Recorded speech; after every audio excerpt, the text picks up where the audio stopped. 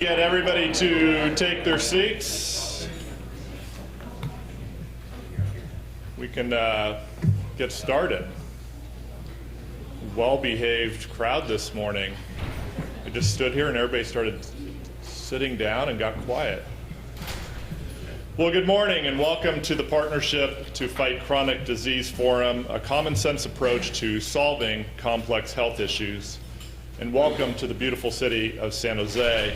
I'm Matthew Mayhood. I'm President and CEO of the San Jose Silicon Valley Chamber of Commerce, a sponsor of today's forum, and it's a pleasure to be with you here this morning. If you did not know, the city of San Jose is the capital of Silicon Valley, although Menlo Park and Palo Alto and Stanford may lay claim to it. I think several years ago, the mayor in the city of San Jose said, no, we're the capital of Silicon Valley. So I'll stand here and declare that as well. But San Jose is the home to many leading edge and cutting edge companies in the world with a diverse mix of technology corporations, light and heavy industrial companies, and small businesses. In fact, the membership of the San Jose Silicon Valley Chamber is made up of very small micro enterprises, many businesses working out of their home, all the way to the largest businesses, something like Lockheed Martin, who's located in Sunnyvale, and they're building rockets and warfighting mechanisms. So the membership of our organization is very, very diverse, just like the economy here in Silicon Valley. But we are fueled by innovation, entrepreneurship, and a very highly trained workforce. We are home to, here in San Jose alone, to high-tech giants like Adobe, eBay, Cisco Systems. But we're also the birthplace of some more basic businesses and brands that are probably closer to home, such as Orchard Supply Hardware or Togo's Sandwiches. We're born right here in San Jose. And San Jose and the Silicon Valley is a great place to do business, as many of you know. We have an amazing access to skilled labor. We have an entrepreneurial mindset that is ingrained in our business culture. We have access to venture capital for the startups that just continue to start here. We are near some of the world's best research and engineering universities: Stanford, UC Berkeley, UCSF, San Jose State, and Santa Clara University right here. But there's more. 300 days of sunshine, the Pacific Ocean, the big international world-class city just north of us, San Francisco, Yosemite, Lake Tahoe, Monterey, world-class tourist destinations just a short drive away, and 3 international airports, all within 30 to 45 minutes to get you here. San Jose region and the Silicon Valley is a great place to do business. And in fact, the region's top 150 public companies have a combined net worth of $1.79 trillion while producing $619 billion in sales and $101 billion in profits in 2011. That's big business. And where there's big business and employers, there are employees, and those employees need world-class health care. And that's what we have as well in our region. In fact, the hidden gem here in the Silicon Valley is our healthcare system.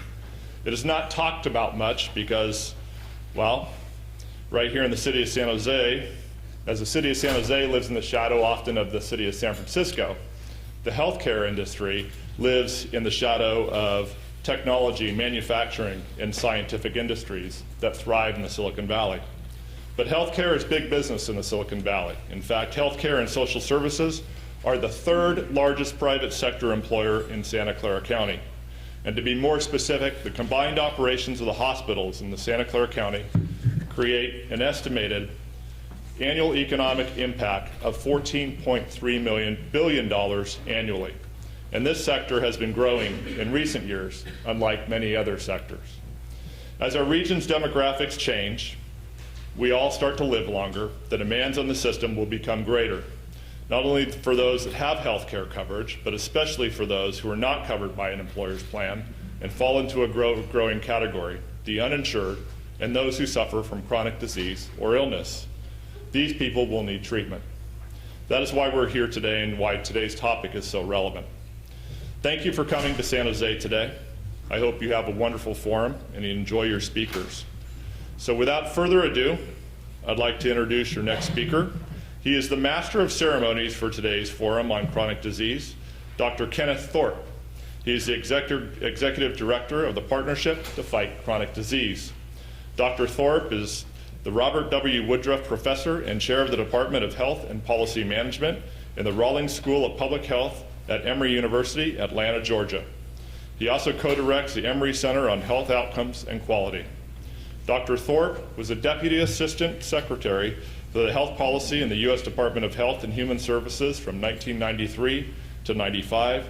He has authored and co-authored over 85 articles, book chapters, and books, and is a frequent national presenter on issues of healthcare financing, insurance, and healthcare reform at healthcare conferences, television appearances, and the media. Would you please welcome to the podium, Dr. Thorpe.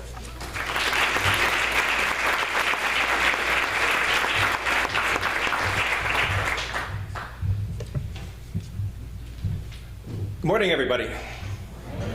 Oh, that's kind of lame. Morning. Thank you. See, in the South, we got to do this. This is what gets us going. Thank you for that kind introduction. And gosh, I'm ready to move back. That was a terrific selling job for the region, and it is a beautiful region for sure. First of all, I want to welcome everybody for attending here today on our Forum on Chronic Disease, looking at challenges both in the nation and in California. You've already found the refreshments, I know, outside, so please help yourself with those. I'm going to do a brief presentation, but before I get going, I want to make sure that we recognize the sponsors of today's forum. They're over here on my left-hand side.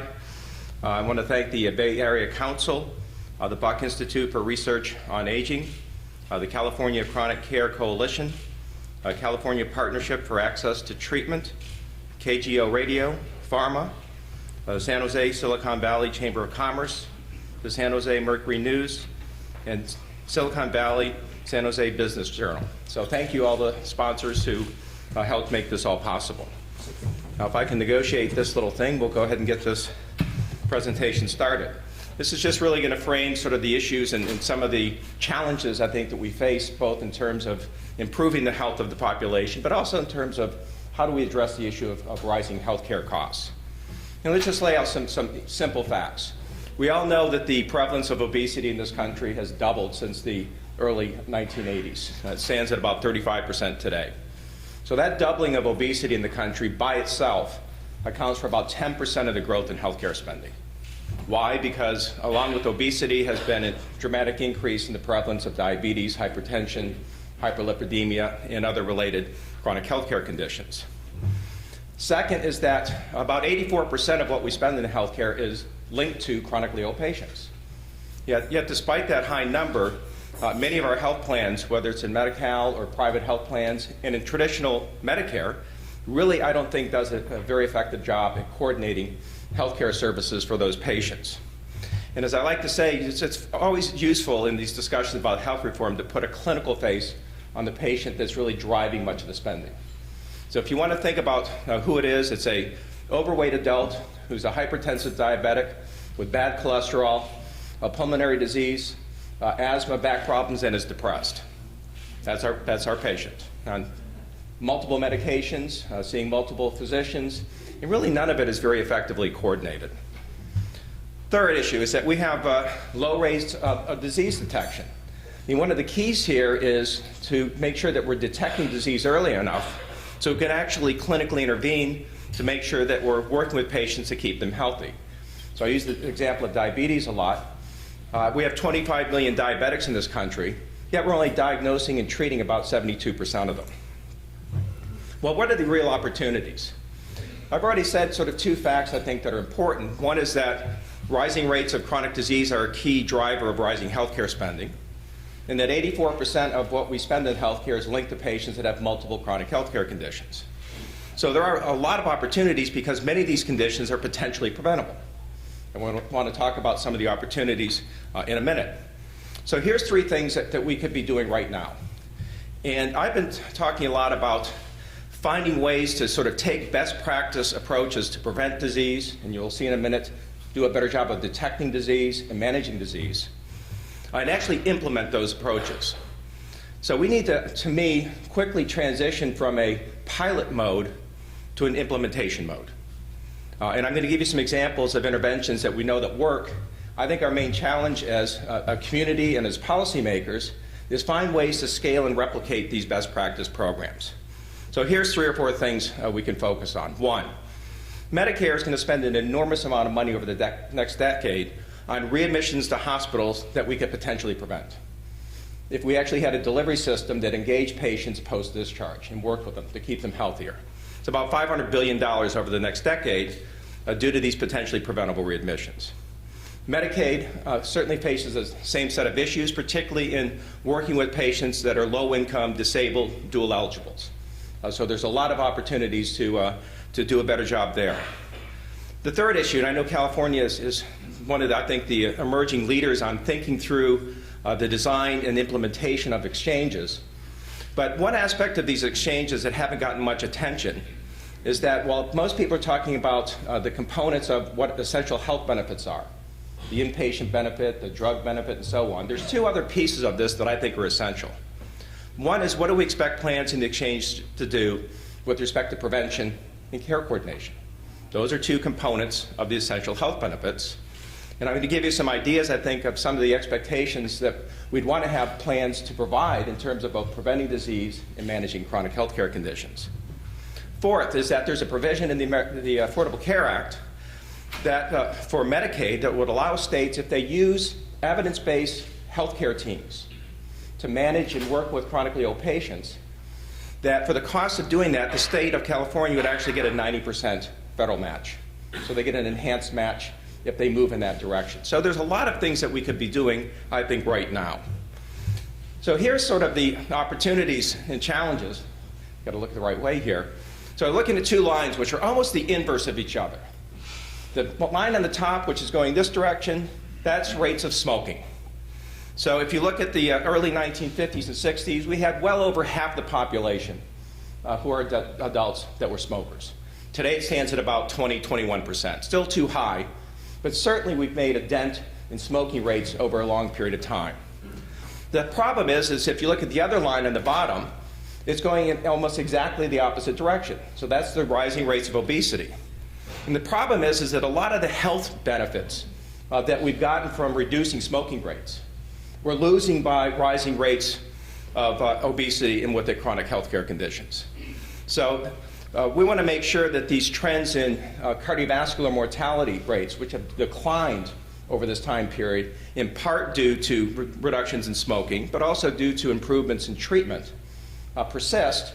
Our challenge is how to make sure that we don't lose all those gains by having this rate of chronic disease and obesity continue to rise. We know that 2 things that chronic health care conditions are contributing to the growth. One is that if you have more patients that are obese, the prevalence of chronic disease is higher. But second, even among those patients, the year-to-year growth in health care spending among obese versus normal weight patients is also higher. So when you adjust for inflation over the last 20 years, patients that are obese, their health care spending is growing at about 3.8% a year. Patients that are normal weight about 2.4% a year. So we have more people in the obese category, and the spending among those patients is increasing faster. Just to give you a sense of some of these trends in chronic disease prevalence that have increased over time, looking at 1987 to 2009, that last column is the percentage point change in the share of adults that have mental disorders, cancer, heart disease, arthritis, who are being treated for high blood pressure, diabetes, hypertension, and so on. So these numbers continue to increase. And I want to challenge everybody in the room to think about this in terms of healthcare reform dialogue. When you hear people in Washington or in many state capitals talk about how we're going to reform healthcare, how we're going to slow the growth in healthcare spending, to me, virtually none of the proposals that I hear about have anything to do with these trends in prevalence. If we don't deal with the underlying trends in chronic disease prevalence, we're not going to really ever get a long-term handle on rising healthcare spending. So we really need to rethink about how we're shaping and discussing healthcare reform, I think, as a state and as a nation. Now, this is my tricky slide, so bear with me. So this is looking at, I'm just going to put them all up. So these three lines, the bottom line is the incidence of diabetes, the top line is the prevalence of diabetes, and the middle line is the prevalence of obesity. These are the same lines. And in fact, if you look at the growth in diabetes prevalence, and I'm just using this as a marker, it completely parallels the trends in rising rates of obesity in the country. And in fact, virtually all of the increase in prevalence is due to changes in the distribution of body mass in this country. So that's, again, I think a major challenge for us to think about. We had done some projections just looking to 2020 of what would happen if these trends in obesity just persisted for the next decade. And what we found is that in 6 states, under those trends, over half of the adult population would be considered obese. So if you look at these CDC data, which are very interesting, I think, that show the state-by-state trends over time, looking at obesity rates and diabetes, they're interchangeable. They're basically the same set of charts. One of the real challenges is that this is looking at the incidence of diabetes by BMI. Obviously, it increases dramatically as a function of body mass. And the problem is that a lot of the big growth in obesity rates in the country is not people just eking over from 29 to 30. Once you hit 30, that's considered obese in terms of body mass index. Much of the growth has been in the 35, 40, and above range. And that's the one where you're looking at really challenging patients in terms of treatment. How do you address a patient that is 100, 150 pounds or so overweight? And obviously the likelihood that they get multiple chronic health care conditions increases dramatically as you gain more weight. There's a marker here. We should just always keep in mind that diabetes, hypertension, and these chronic conditions do affect all populations, but they seem to be particularly prevalent in Hispanic populations. So if you look at the prevalence of diabetes among Hispanic and Latinos, it's almost 12%. And among non-Hispanic whites, it's 7%. So not only do we have to sort of deal with sort of the typical average patient here, we need to figure out how we're going to do different types of prevention programs and care coordination programs that really are culturally sensitive, that really address different populations in different communities, because these rates are different among different types of racial and ethnic backgrounds. Looking at Medicare spending, and this is a marker for other types of health plans as well. On the left-hand side is a chart showing the share of the population that has 3 or more chronic health care conditions. So that's that big white area on the left. So about 50% of the Medicare population is being treated for 3 or more medical conditions at the same time. So that's my hypertensive, diabetic, bad cholesterol, pulmonary disease, and so on.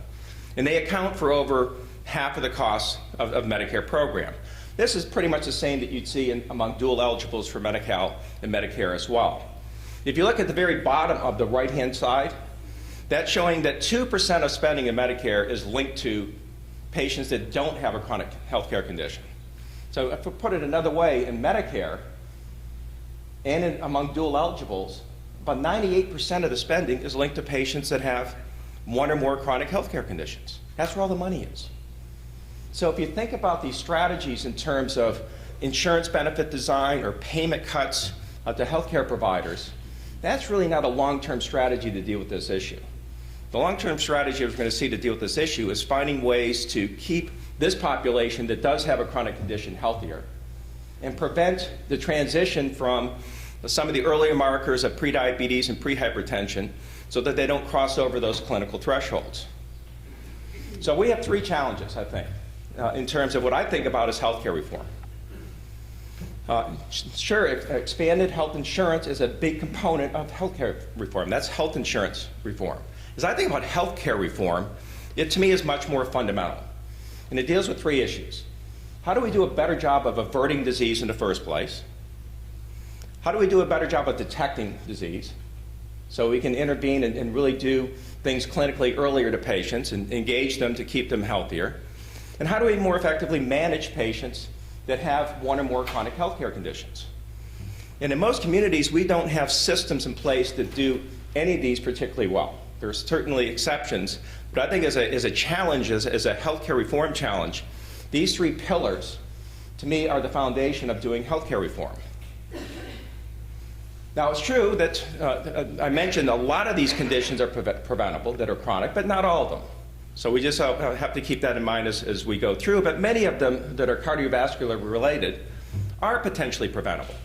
So up to 80% of new cases of diabetics, hypertension, bad cholesterol, asthma, pulmonary disease, and comorbid depression are potentially preventable. So how do we do this? Well, we know that if we find ways to slow the prevalence, we're going to increase our ability to control healthcare spending and keep the population healthier. So the question is, are there programs and interventions out there today that do this, that have proven to be effective? And I'm going to show you in a minute the answer is yes. If that's the case, why don't we do it? Why don't we have a broader diffusion of these best practice effective programs throughout the state and nationally in our healthcare programs and our healthcare system? I think there's three opportunities we have to do a better job on disease aversion. One is there is a program that has been studied now for over a decade. It's called the Diabetes Prevention Program. How many people have heard of that? All right, the Diabetes Prevention Program, I'm going to walk through quickly in a minute. But that's a program that targets overweight, pre-diabetic, pre-hypertensive adults, and is proven to be incredibly effective in reducing the incidence of diabetes. And for the Medicare population, it's interesting, the results were the biggest among patients that were 60 and above. If you think of the design of Medicare, Medicare has a prevention benefit. So if you go into Medicare, you'll get a Welcome to Medicare physical. We'll do a health risk appraisal. We'll give you a personalized care plan that says you're overweight and pre-diabetic. But Medicare then doesn't cover anything that would allow you to actually act on changing that outcome. So we need to build into programs like Medicare interventions that are lifestyle interventions that are evidence-based that have been shown to work. I've already mentioned essential benefits. This is a tremendous opportunity as a state that we could transform the delivery model, the prevention model, by putting just some modest expectations on what plans should provide in terms of evidence-based prevention programs and how they should do team-based care coordination. And the opportunity in Medicaid we talked about earlier in that section 2703 in the Affordable Care Act. So here's the deal. Here's the impact of the diabetes prevention program. On the far left-hand side is placebo. What does this mean? This means that overweight, pre-diabetic adults went to see their physician. The physician says, you know, Ken, you need to lose some weight. You need to get some exercise. You need to eat better. I know that, doc, but standard advice is not particularly effective. At least not been very effective with me. So among that population that just gets standard advice that are pre-diabetic, about 11% of them get diabetes within 1 year. The lifestyle intervention I'm going to talk about in a minute, only 4.8% got diabetes in that particular year. So that's a 58% reduction in the number of new cases of diabetes due to this lifestyle intervention. It even beat metformin. We know metformin is a generic drug that does a very effective job at regulating blood sugar levels. That did better than standard advice, but not as good as the drug plus lifestyle change. So weight loss is important here. For every kilogram of weight loss, you reduce your chance of transitioning from prediabetes to diabetes. And again, I'm just using this as a marker because it's the same thing with hypertension, hyperlipidemia, and so on. So if you look at the impact of this program, if you treat 100 high-risk adults for 3 years, you prevent a lot of diabetes, and I'm talking here about type 2 diabetes. You prevent missed work days. One of the things from an employer standpoint that we haven't talked about is that for every dollar that the healthcare system spends on treating healthcare or chronic disease through the medical care system, we lose $4 in productivity. That has a much bigger impact on productivity than it does on the healthcare system. So it prevents missed work days. It also has an impact on reducing the need for statins and antihypertensives. And it avoids a lot of healthcare spending. So we've followed this program now for 10 years. And what we have found is that after 10 years, the cumulative reduction in the number of new cases of diabetes and related chronic conditions among at-risk populations is 34% lower. This is a type of intervention that should just be integrated into how we do business with either public health or health plans. So this is an opportunity that we can take a program like this, scale it and replicate it, and just build it into the structure of how we do business in healthcare. The YMCA of the USA are doing this at WISE, but they could be done almost anywhere. Community-based organizations, they could be shared by small businesses and run through chambers of commerce. There's enormous opportunities here to do this. Detecting disease. I'm going to just take a brief second on this because the clinical guidelines for when to go and test patients for different diseases are important. So the Preventive Services Task Force under the Affordable Care Act is in charge of basically coming up with criteria from when you do screening. The case here is among diabetics. I mentioned that we're leaving 28% of diabetics untreated. Yet the screening criteria for when to go and screen for diabetes is very narrow in the Preventive Task Service recommendations. It only is for hypertension. That would miss most of those 28%. We're never going to pick them up. So we really have to think through screening criteria that are going to be sensitive to really identifying patients that we're missing in the system. What about managing all the money?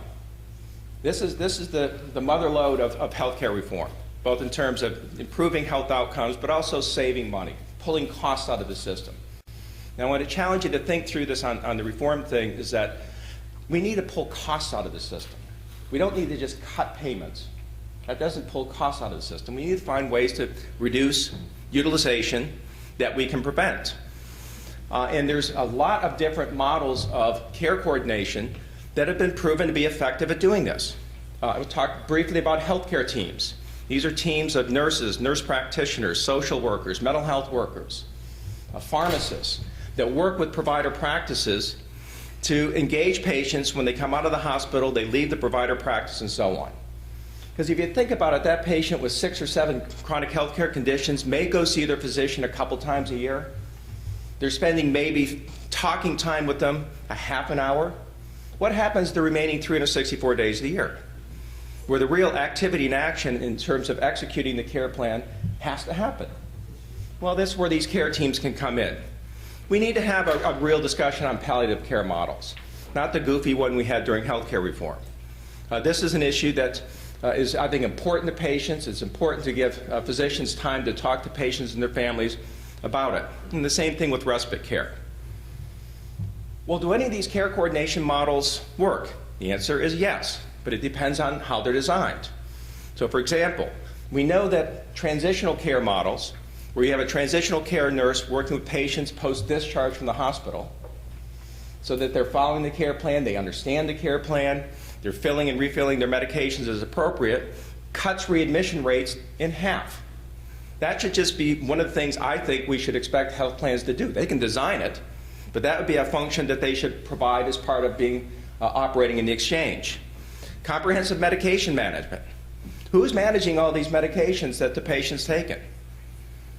So that patient, I talked about 10, 15 different medications. Who's responsible for the dosage, the interactions, whether it works right for that patient?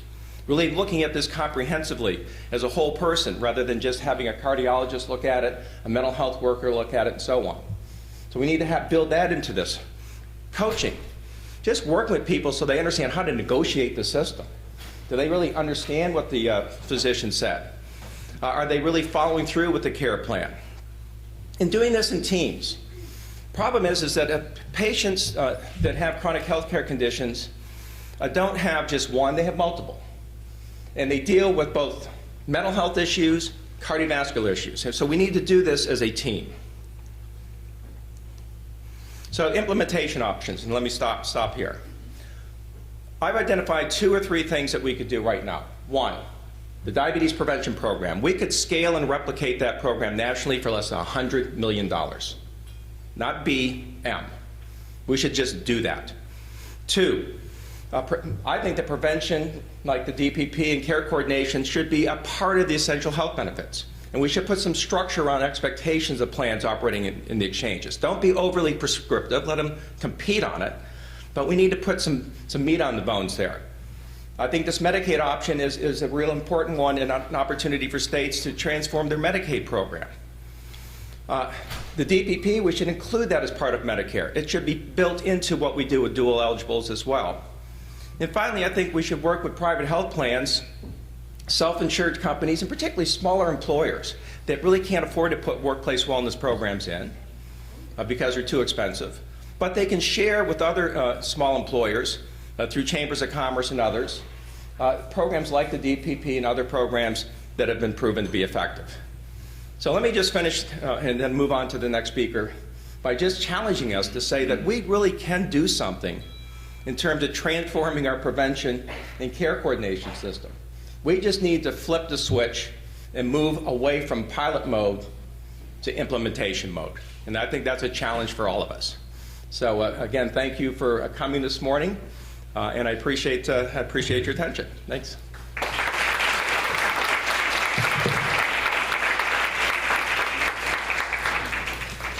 Now I'm moving to my other role as MC. So our first presenter is Thomas Goetz, who's the executive editor of Wired magazine. Thomas oversees all aspects of the magazine, from story conception to cover packages. In addition to guiding editorial content, he writes frequently for the magazine on health and technology. His writing has been selected for the Best American Science Writing and the Best Technology Writing anthologies. He's been nominated for 12 National Magazine Awards. He's won 6, including 3 for general excellence. He's been the staff reporter at the Wall Street Journal, Village Voice, has written for the New York Times Magazine, Details, Rolling Stone, and other publications. His book, Decision Tree, A Manifesto for Personal Health, was published in February 2010. I want all of us to please welcome Thomas Goetz.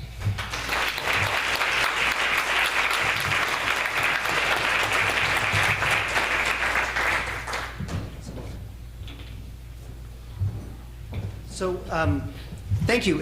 Thank you. I guess we're just going to get my computer set up. I'm a Mac guy. You'll forgive me.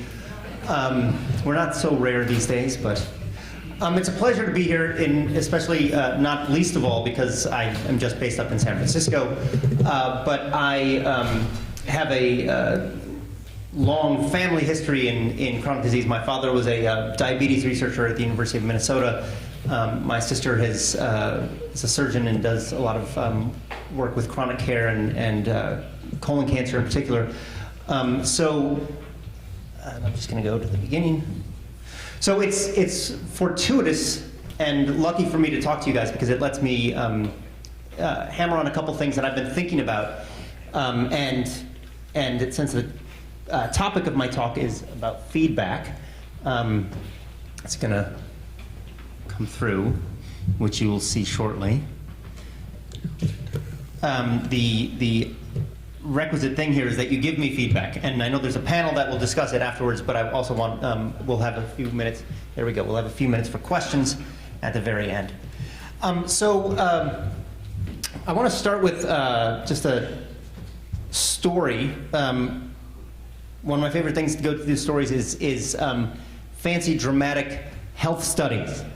Which normally don't become the stuff of narrative, but this one is a great story. This is the story about the Whitehall study. This is Whitehall in London. It's the government district. It's like the Mall in Washington D.C. It's where all the kind of government operations in London are. The Prime Minister is around the corner. That, of course, is the Hall of Parliament at the end of the street. And back in 1968, a researcher at the University of London, Michael Marmot, decided that he was going to do a study among civil servants who worked here on Whitehall. He got 18,000 men. They were all men, it being 1968. They didn't feel the need to go to gender neutral quite yet. And 18,000 civil servants, and they studied them to see who among them was most likely to die of heart disease. That was the idea. So the study started in as I say, 68. And they stratified the group because Britain is a highly classed society, and Whitehall is a microcosm of Britain. It was a what they call exquisitely stratified study.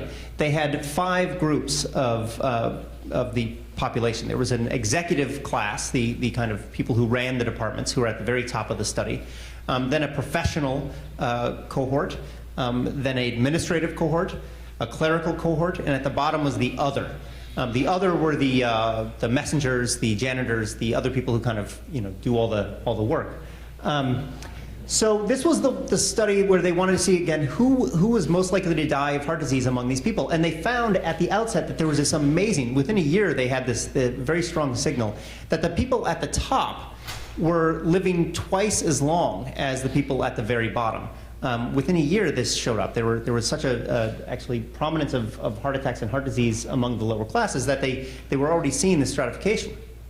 But they knew a little thing, some about heart disease in '68. They don't know as much as we do now, but they were able to kind of get rid of all those confounders or all those known associations with heart disease like obesity, smoking.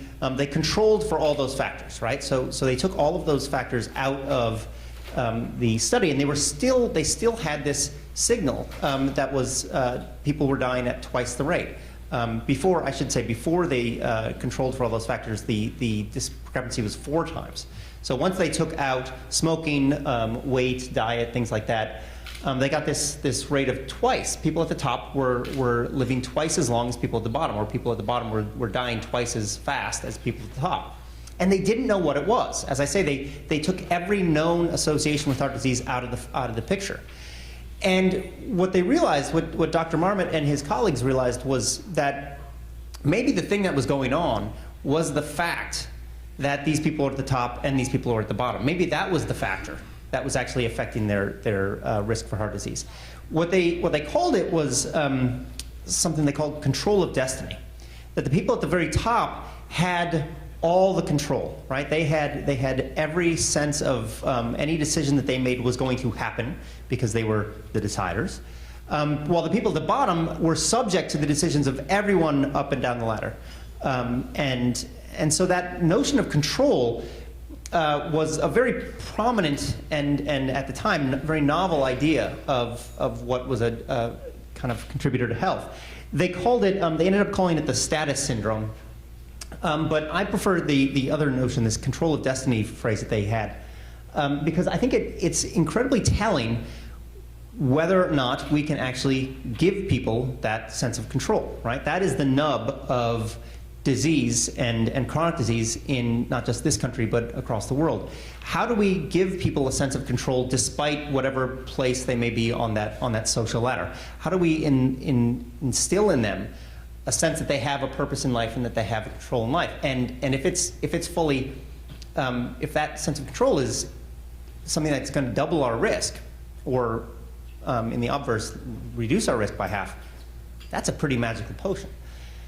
So this, I don't have to explain this to you. You guys know how deeply rooted this problem is. The notions of behavior, the issues of behavior change are so kind of manifest in every part of our healthcare system, from obesity to smoking to disease management, chronic disease, things like compliance, where people only take half the pills.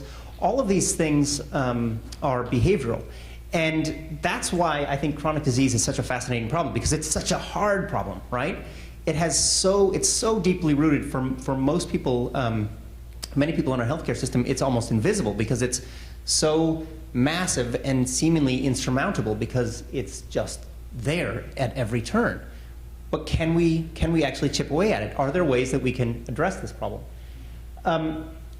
This is a map of all the McDonald's in the United States. Every bit of light is a McDonald's. Obviously, we've excluded Mexico and Canada from here, so you have a nice, pristine outline.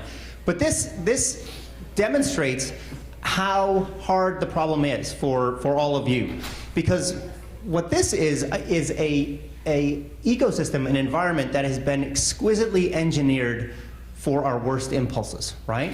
We have created an infrastructure that is so good at making us unhealthy. We have taken the best, I mean, I could get all grandiose. We have taken the best kind of engine of modern civilization and made it do the worst things for us. So when we face this environment, what we have to do is counter-program against it, right? We have to come up with something as strong as this. We have to come up with forces and tools and a system that is going to combat this directly and automatically, and that's really hard. But I think we have some ways, and I think we have some tools at hand. The one I'm fixated on these days is called feedback. It's not something I invented. You've all heard of it many times. It's been very well studied in healthcare for decades, in fact. In fact, where I did my master's in public health up at Berkeley was a center of understanding how, if you give people a sense of where they are, if you give people a sense of how they're doing, they might be able to change their behavior and get a little better. But I think it's resonant now, and I think it's a tool that we have a special utility for now. The way I talk about it, I carve it into 4 pieces. There's an evidence layer. You want to start with something. You want to start with a piece of data, a piece of evidence that lets people know where they are, a baseline, right? And then you want to help them understand, why is that relevant to me? Why is that information important to me? Why should I care about it? Why is this not just another piece of health information you're throwing at me? And then what do I do about it? How does it kind of fit into the pattern of my life? How does it fit into the arc of my goals, my family? And then when do I do something about it? When do I actually take action? So these are the 4 steps I'm going to go through. These are the 4 steps that I think a feedback loop is basically most effective at. You give people a piece of information, you help them understand why it matters, and then you let them react to it. So that's been around a long time. As I said, they've studied it for decades. It's been well established as an effective tool. The problem is it's really hard to do. It's expensive to give people this kind of environment that is constantly nudging them, constantly measuring them. It's typically very expensive. It takes a lot of manpower. It's really easy to study. In other words, it's really easy to design a kind of bubble, a research study where you're kind of giving people this kind of environment. But you take them out into that other world, the world of that McDonald's map, and it's just hard, right? It's hard to give this sense of control. It's hard to give this sense of constant measurement and course correction because we're in that external world. Until now, I think we have an opportunity to get at it. Now, I just want to go way back to the 18th century to demonstrate how feedback is so important in our civilization at large. This is a steam engine. Many of you could name the person who invented the steam engine, I'm sure. Anybody want to try? It's kind of a trick question. So, James Watt. Okay, I'm sorry. Sorry I asked you to volunteer because you're wrong. It's not James Watt. It was Thomas Newcomen who invented the steam engine. He invented it in order to pump water out of coal mines, and it was a good thing it was in coal mines because it took a whole lot of energy. It was nice to have the coal right there. But the reason it didn't really move beyond coal mines, and the reason we think of James Watt, is because these things tended to explode. Because the steam would build up, the coal would burn the water, and the pump would go, but then the steam would just keep on building up, and they were dangerous. So you had them at coal mines, but they really didn't move beyond that. Until our friend James Watt came along and he added this thing. This is a governor or a regulator. What it basically does is as the steam builds up, it spins. Those 2 balls would spin around and they'd go up the shaft and they'd release a valve and the steam would come out. And that was feedback, right? That was a mechanism of feedback. The machine was recognizing when it was near its maximum, it would react, and it would bring things back into control. By adding feedback, James Watt was able to turn this engine that was only really good for coal mines into something that in fact drove the Industrial Revolution. All of a sudden you could make them safe and distribute them all over the place. Feedback was a very important thing to the Industrial Revolution. It was also important to this guy. This is a fellow, Norbert Wiener, who was a professor up at Harvard and MIT in the 40s and 50s. He created the discipline called cybernetics. Has anybody heard of cybernetics? It has dubious associations now, which is unfortunate because Dr. Wiener was actually quite smart about how feedback could be integrated into human systems, so organizations. That was really what cybernetics was about, helping organizations understand how feedback would work. Now, the reason he came onto it was because he was assigned the task in the 40s of turning rockets into missiles, right? So turn a rocket, something you light and it shoots up and you don't know where it's going, into a missile, which is in fact you set it off and it goes in a specific direction and it gets to a specific target, right? That was his assignment. And the goal, or the kind of mechanism there, was feedback. So if you want to turn a rocket into a missile, you let the rocket know where it is and adjust course. This is what it looked like. This was an accelerometer, about the size of a bread box, but an accelerometer detects motion. It detects motion up and down, side to side, backwards and forwards. And for $100,000, in the 60s at least, they would put these things into missiles, and the missile would basically know where it was and could get where it was going. If you were the military, you could afford that $100,000. If you were making intercontinental ballistic missiles, that was what you needed. So that was a limited market, but they worked. The thing is, right now we're at this stage of technology where these same things are less than $1.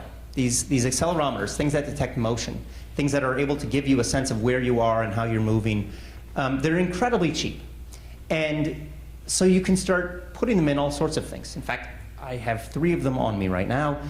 Probably all of you have at least one accelerometer on you right now. If you have a smartphone, you have an accelerometer. If you have a laptop, that laptop has an accelerometer in it. That's how if you drop your laptop these days, it's going down so fast at such a trajectory that it will automatically shut off before it hits the ground.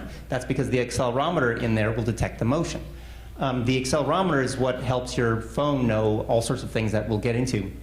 But anyway, the point is that what we've had now is this incredible reduction in sensor technology. Accelerometers, all these other sensors that I'll get to, these things are incredibly cheap. And what they do, what a sensor does, a basic definition of a sensor, is something that collects a piece of information and transmits it someplace else. So what you're getting is this first step of a feedback loop, evidence collection. All of a sudden, it's so cheap and ubiquitous as to be almost free.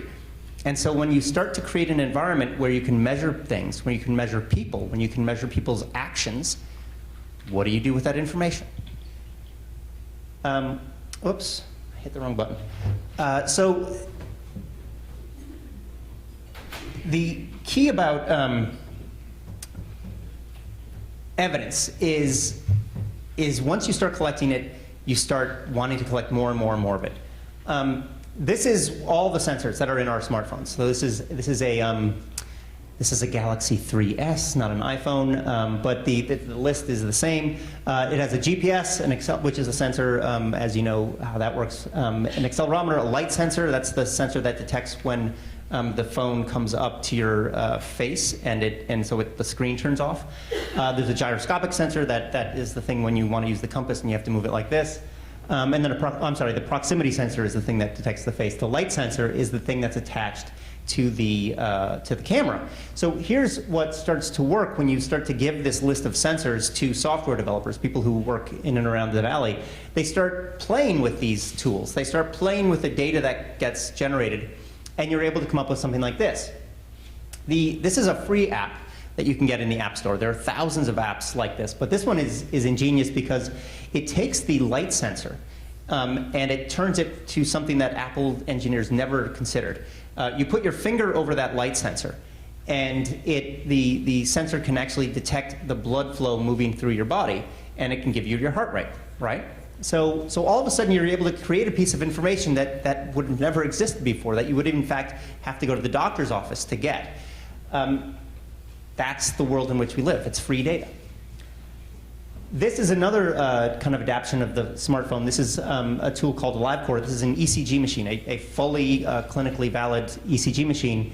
What you do is it's a case that you attach to the back of the phone, and you're able to put your thumbs on it and get all sorts of measures of heart function. As I say, this costs less than $100. So the typical machine that you get in a clinic or a doctor's office costs $2,000, $3,000, $4,000. But when you start to turn these things into less than $100, well, you're able to not just kind of give them to every doctor, but you're able to actually start giving them to patients, right? You're able to give them to a patient to monitor their own heart function at their own home and have it sent back electronically through the cloud to their provider. So you're creating a huge amount of data, huge amount of incredibly powerful data from your patients that didn't exist before. Now, it's important to note that the FDA has not yet approved this. It is available to veterinarians, though. So you've got an interesting thing that's happening, which is people with MDs are saying they also treat animals, and they're getting these devices and they're using them because it's a really handy tool. The FDA, this stuff is happening so fast. The FDA, not surprisingly, is a little bit caught unawares. So that's the data, right? So we're having all this data coming into the system. What do we do with it? How do we make it mean something to people? That's where relevance comes in, and this is these next two steps actually. There's a lot of work to be done, but that's, I think, what is so fascinating about the opportunity to help people understand why data means something to them, why they should care about it, is an incredibly fruitful area. This is a company called O-Power. They're doing the same thing with feedback loops in energy consumption. What they've done is they've taken your electricity bill and they basically just put it in context of your neighbors. So you're able to understand not just how much energy you're consuming, not just how your house is using its toaster and microwave and DVRs, but you're able to understand it in proximity to your neighbors and whether you're being better than them or worse than them, or you're above average or you're below average. And it's incredibly motivational. It gets to people to start changing the way they actually use electricity in their houses because they're understanding the social norms that kick in. So these social norms are something that are obviously very powerful in healthcare, and they have all sorts of pros and cons. Another thing that people are experimenting with in terms of feedback relevance is financial incentives, right? Well, these have been tried in healthcare. They tend to work on a short term, but not for long term. But for some people, they work. So this is a thing that you plug. Again, it's electricity, not health. But you plug a device. You plug this into the wall, and you plug the device into the wall, and it will tell you how many kilowatts that kind of big screen TV is consuming. But it will also translate it into dollars, which might be a little more motivational for some people to unplug it from time to time, or even, God forbid, turn it off. Now there's a lot of research going on into all of these different triggers, right? All these different mechanisms, social mechanisms, financial mechanisms. My perception is that there is no one trigger that's going to work for all people. What we need is a kind of cornucopia of triggers. We need a cornucopia of possible touch points that may make somebody all of a sudden wake up to what that information you're presenting them really means for them. There's, I think, a lot of wasted effort trying to identify single courses of motivation, when in fact, what people probably need is a combination of many of them. But that's relevance. And then we get to consequence, which is, again, the idea of helping people understand it in terms of their overall goals, in terms of the path on which their life is. It's what people talk about in terms of purpose, giving people a purpose, giving people a sense of what the meaning of their lives are. This is an incredibly neglected part of feedback loops, and I think it's probably the most powerful one, most powerful catalyst in front of us. One study that I want to go to that just kind of makes the case really simply is this study that came out of Connecticut a few years ago. They just took people with high blood pressure, and they took two groups of them. One, they sent home with these cuffs and asked them to self-monitor. They were all using medication, by the way. So they asked them to self-monitor their blood pressure, and if their blood pressure got a little bit elevated, then they were supposed to take more medication. They had a decision tree that kind of tracked that out. But then the kind of control group was the gold standard. So they were going into the doctor's office once a week and getting measured by the nurse or the physician, and they were getting kind of the high-touch clinical care that would be wonderful to give everyone. Well, what do you think happened? It was the home group that had their blood pressure actually go down. It was the home group that was given some sense of control in their normal environment, in the normal course of their life, that all of a sudden was able to take this tool and integrate it much more successfully and show better health outcomes. Now, the thing is, we don't really need to go to those studies. I think there's too much. There's a lot of vogue for creating new studies and new research programs when this is all pretty well established. You go to something like people with diabetes. They've been dealing with these issues, and they've been dealing with these tools, and they've been responsible for their own monitoring of care and their own care for decades, right? Well, so let's ask them. Let's ask them how things are going. Let's ask them what it's like when they monitor their own health. The problem, at least for me, was when you do that, you get what I've taken to calling the diabetic's paradox. They don't like it at all, right? So all this stuff I'm telling you about feedback loop and giving people data and helping them understand where they stand, diabetics have been doing it for decades, and they hate it. They loathe the responsibility. They loathe the tools. They resent it profoundly and deeply. So why is that? Because if this could blow my whole theory away, right? So this was something I really was struggling with and thinking about a lot. And then I realized that there are at least two things that perhaps might explain the paradox. First is these tools look like this, right? These are not tools that are designed in a way to integrate with their lives. These are tools that look like they come out of a doctor's office. In fact, they look like tools that belong in a doctor's office or a hospital. These are tools that people are very embarrassed about, right? They're embarrassed to use these things because they have all these stigma associated with them. They're not designed the way that we in this neighborhood know how to deal with consumer tools, right? There's practices of designing things that are much more engaging and much more comforting. And so far, we've done a very poor job of doing that for people with diabetes. And I think that's largely because the people who are paying for the devices are not the people who are actually using the devices.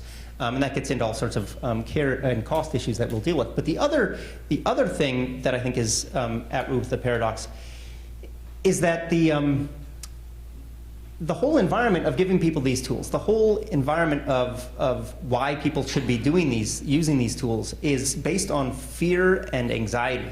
It's those things that actually we don't like, right? Dr. Dean Ornish, who's up in Sausalito, he says this a lot. We've based way too much of our healthcare system on the worst possible human emotions. Fear, anxiety, and kind of fear of death.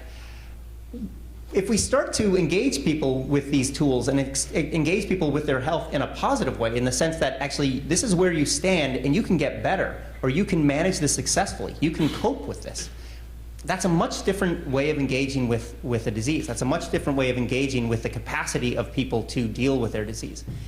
And that's where I think it gets into the idea of purpose, and I feel like we really have to get much more comfortable with that conversation. The people in this room, the people who work at the organizations that you all represent, it's not an area that we're comfortable with, right? It seems very soft. It seems very ancillary to the mission of healthcare. It's emotional, not physical. It's not rational. But it's what we need to do. We need to get better at it if we want to get all that highly rational stuff to kick in. Unless we can start helping people feel good about dealing with these tools and overcome this paradox, we're really not going to make much headway in the environment in which we're trying to work. So the last part is action. And this is when people actually take a step. When do they actually start moving? And I think the goal here is to move away from a thing where people have to actively log their care, log their condition, log their status. We have to use these tools in a way that makes it automatic and passive, that they can access the data, but they don't actually have to input the data. In technology terms, they call that, there's a high degree of friction. Once you actually have to ask people to do something, that creates friction in a system, and you're going to get huge amounts of drop-off. So if you're able to create these things, use these tools to make the logging automatic, you'll have much more uptake. A great example is this company, Asmopolis, that comes out of Wisconsin. And they've created a little sensor that goes on top of the asthma inhaler. And it's just a bit of Bluetooth technology that records whenever somebody with asthma pushes down their inhaler, it sends a signal to their smartphone, and the smartphone sends a signal to the cloud, and it logs the date and time of their use of the inhaler. Now, this is one of the most, as many of you know, this is one of the most important parts of asthma treatment, and it's one of the most neglected ones, is to actually get people to log when they're using their inhaler. When you're able to make that automatic, you're able to help people incredibly more effectively. You're able to move them, like you're leapfrogging over this whole friction environment and creating one where the data is collected and they can start understanding, oh, I'm having to use my inhaler more in the afternoon, right after lunch. Maybe I need to start looking at my diet. Whatever the possible associations are, they start becoming visible because of this tool is automatically logging it. Now, the second thing that's so profound here is that this company has taken the next leap, which is to make that data through anonymization go up to a overall database where you're able to start mapping it, and you're able to start understanding how neighborhoods and geographic areas are dealing with asthma. And so are there certain hotspots, which of course, as we all know, there are with asthma. And what are the undercurrents there? What is happening on a timed basis? What is happening in a location basis that is making asthma more prominent in those locations? You're creating data where it didn't exist, and you're creating the capacity for knowledge. So that's where I think this stuff needs to go, and that's where I think it can go. Another great example from a company here in the Valley, actually they're up in San Francisco, is Green Goose. This is just a gesture at where it's going. What they've done is they've recognized that those accelerometers that I was talking about cost less than $1, so they've put them in stickers. And you can buy sets of these stickers and put them all over your house. You can put them on your dog. You can put them on your violin. You can put them on your water bottle. And every one of those stickers has been correlated to a specific pattern of movement. So if it's a water bottle, it's like this. If you want to practice violin more, it's like this. So it'd be like this. Whatever it is, that movement starts to give you points, and that point starts to give you additional incentive, and it goes into a game environment and things like that. But what's so cool about this is it starts to gesture at how our whole environment can be built with this data collection as a constant, as an always there process. We're really not far away from this at all, and it's something that we can take advantage of today. So the change, what is the impact of this? What does the feedback loop actually give us? Well, it gives us about 10% improvement. That's when you look at where feedback loops have been instituted with kind of everywhere from speed limit signs, where the sign where people drive through a speed zone and it tells you what your speed is. People tend to slow down by about 10%. When you start to give people feedback in terms of smoking rates, in terms of highly tailored smoking programs, you get a quit rate that improves by about 10%. So that is, as many of you probably know, seems like a little, but it turns out to be a lot. When you start to get people to improve their health by 10%, you're affecting a lot of people, and you're affecting a lot of people's health. You lose 10% of your body weight, you reduce your chance of heart disease by 50%, say. So the delta here is potentially massive. Now, what I want to get at is the idea that this can be integrated, this principle that we've known about for decades, right? This principle of feedback that has been known to work, but we just haven't had the resources to institute it. We can start doing it. We can start instituting it broadly. We can start giving people a sense of where they stand for whatever their goals might be, for whatever their conditions might be. We can start giving them the tools that let them tap into this mechanism and start improving them. Chip away at 10% here and 10% there. But it can't be all about the data. We have to move beyond this rational kind of number-centric mode that we're in inside the clinic, that we're in inside the hospital or the insurance company. We need to give, when we're trying to get people to change their behavior, we can't rely on data. We have to get to the relevance. We have to get to the consequence. One of my pals who thinks about these things a lot, Clay Shirky, says, he has a really nice turn of phrase, and he was talking about education, but it applies equally well to healthcare. It's no good to keep giving people dashboards if you don't also give them a steering wheel. And we really like to give people dashboards. I mean, the Silicon Valley is in love with dashboards. But unless you give them that steering wheel, unless you give them that sense of where they're going to go and what path they're on, what the road ahead is going to be like if they do what they're supposed to be doing, that's the magic tool here, right? That's the real tool, is getting them to a place where they want to be and helping them understand how they have some sense of their own hands at the wheel. And that, to me, is what's so powerful about this, and what all of you actually are in a position to make happen here and now. Thank you very much.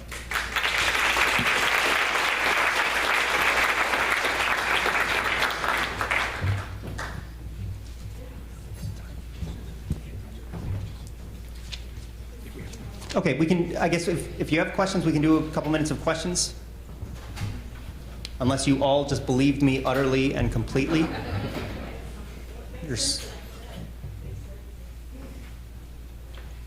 How can we get McDonald's to do something about what they do the way it is? Well, so sometimes I feel guilty about, pointing the finger at McDonald's. It's easy to make McDonald's a scapegoat. I guess I don't. That's what I think. I need to think more about this, because I think this idea of counter-programming against civilization is a really hard challenge. And I got to get a better phrase for it too than counter-programming civilization. That doesn't really kind of roll off the tongue. But I think it's something that we can't expect McDonald's to do, right? McDonald's is doing what McDonald's is supposed to be doing. What we need to do is figure out, okay, accepting that environment, how do we basically outdo them at the game? And how do we create an equally powerful environment where people can see McDonald's and walk right past it? And yeah, maybe the Subway, sure. Yes? I just think that's so unrealistic. I mean, I eat healthy and don't purchase things that are unhealthy for me. But if a family member brings a bunch of junk in, it's almost difficult, impossible for me to say no to all those. And it seems to me that somehow there's a societal impetus here. Something needs to change. I know Pluto's, which isn't far from here, has the most fantastic salads, and people get to choose what they want. I go in there, the line is long. People want that. But I tell you, when you're out driving, you can stop. There are no Plutos around. There aren't those opportunities. And no matter what time I get out of a play, it's easy to stop by, Jack in the Box, whatever. I think there needs to be a big shift there.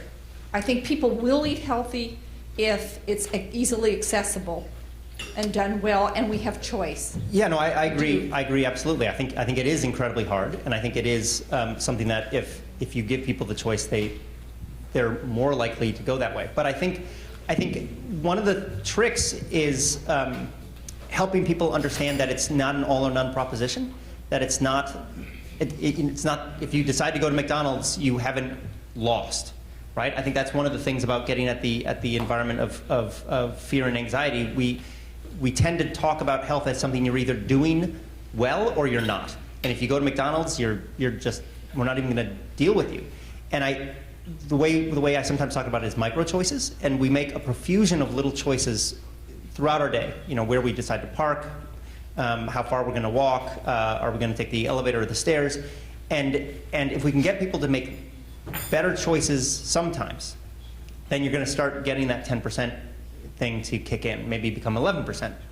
And I think a lot of you are actually in positions where you're able to create an environment where it's a little bit easier to make a better choice. And I think that's really the practically speaking, pragmatically, that's the best I'm hoping for, is that we have people, even like McDonald's, that understand that getting people to at least have the option of making a better choice is important. Yes? So, a lot of what you're talking about is kind of collecting the data. My name's Julie. I'm with the Every Life Foundation for Rare Diseases. We do a little bit with the Health IT Coalition out of DC, but there's been a lot of talk about collecting this big data, how we can do that for marketing, but we really haven't been able to do it for health. And how do we get around the HIPAA laws when it comes to collecting our own data and sharing that data, so we can really take an overall picture of like the public health and health IT? Well, so I'm no fan of HIPAA, which, although I do like to point out that one of the P's in HIPAA is for portability, which means you can actually move data around. So it's supposed to be about that, but it was written, unfortunately, before the internet, or before the web, at least. But don't forget, and this is one thing I try to remind people in public health all the time. You are from a world in which is where data started, right? I mean, epidemiology is all about data. Research is all about data. There is the world of public health is awash in data. It's really just thinking about these new opportunities to bring in data. I mean, Asmopolis is done in affiliation with the University of Wisconsin School of Public Health. So it's not outside. I mean, there is a way you can avoid HIPAA just by creating a commercial entity and not ever dealing with insurance and kind of data exchange that's governmentally regulated at all, and that's done, and that those companies are somewhat successful. But there are plenty of ways that we can hew to HIPAA and still take advantage of this. I mean, Todd Park he was CTO at the Department of Health and Human Services, and now he's the CTO of the whole federal government, has been an incredible pioneer in liberating data, anonymized data, that can be used to build new tools of knowledge. And that's actually, Asmopolis is plugged in part into some of that new data sets. So this is not the world of big data and all the stuff you hear about in terms of the vogue of big data. Think of it this way. The world of technology is just getting to where healthcare has always been, recognizing that data matters. And I think the more people in healthcare feel empowered by their familiarity and comfort with dealing with numbers, that's a really good place to start. And then let's figure out how to make it mean something for the people that we serve. Just one more? Okay, right.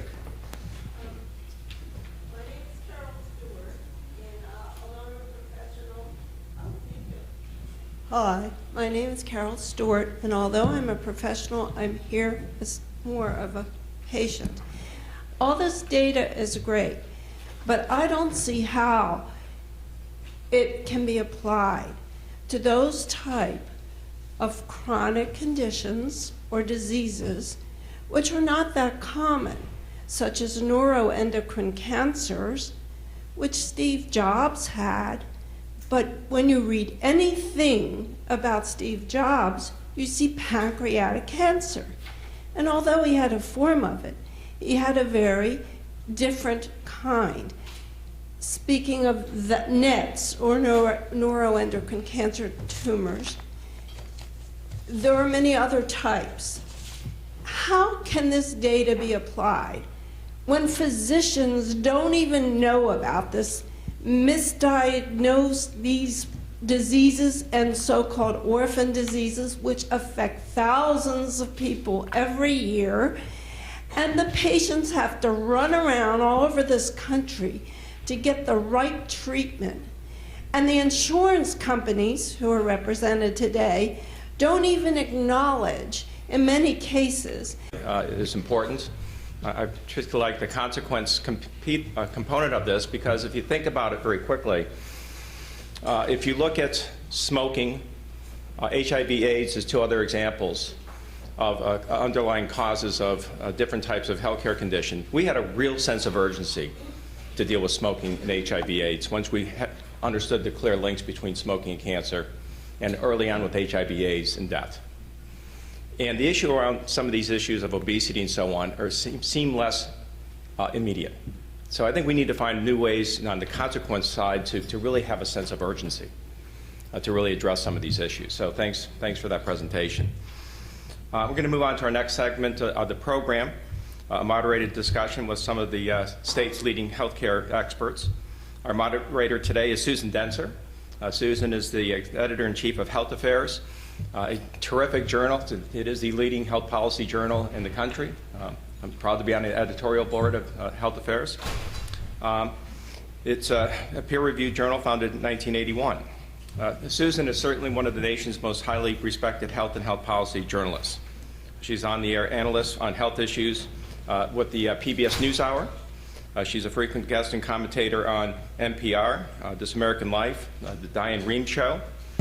She's been the health correspondent at PBS NewsHour, chief economics correspondent and economic columnist for U.S. News and World Report and a senior writer at Newsweek. She's also appeared on CNN and the McLaughlin Group. So I hope you'll join me in welcoming Susan Zenser.